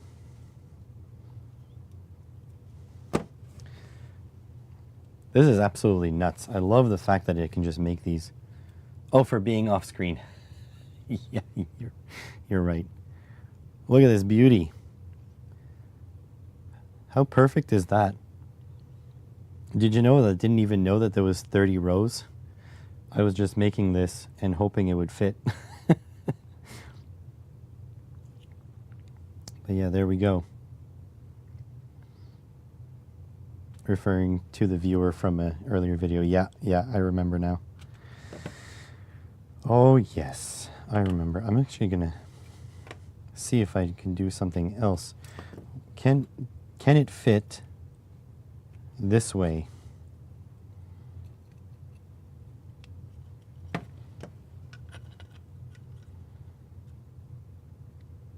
Not well, but it does fit.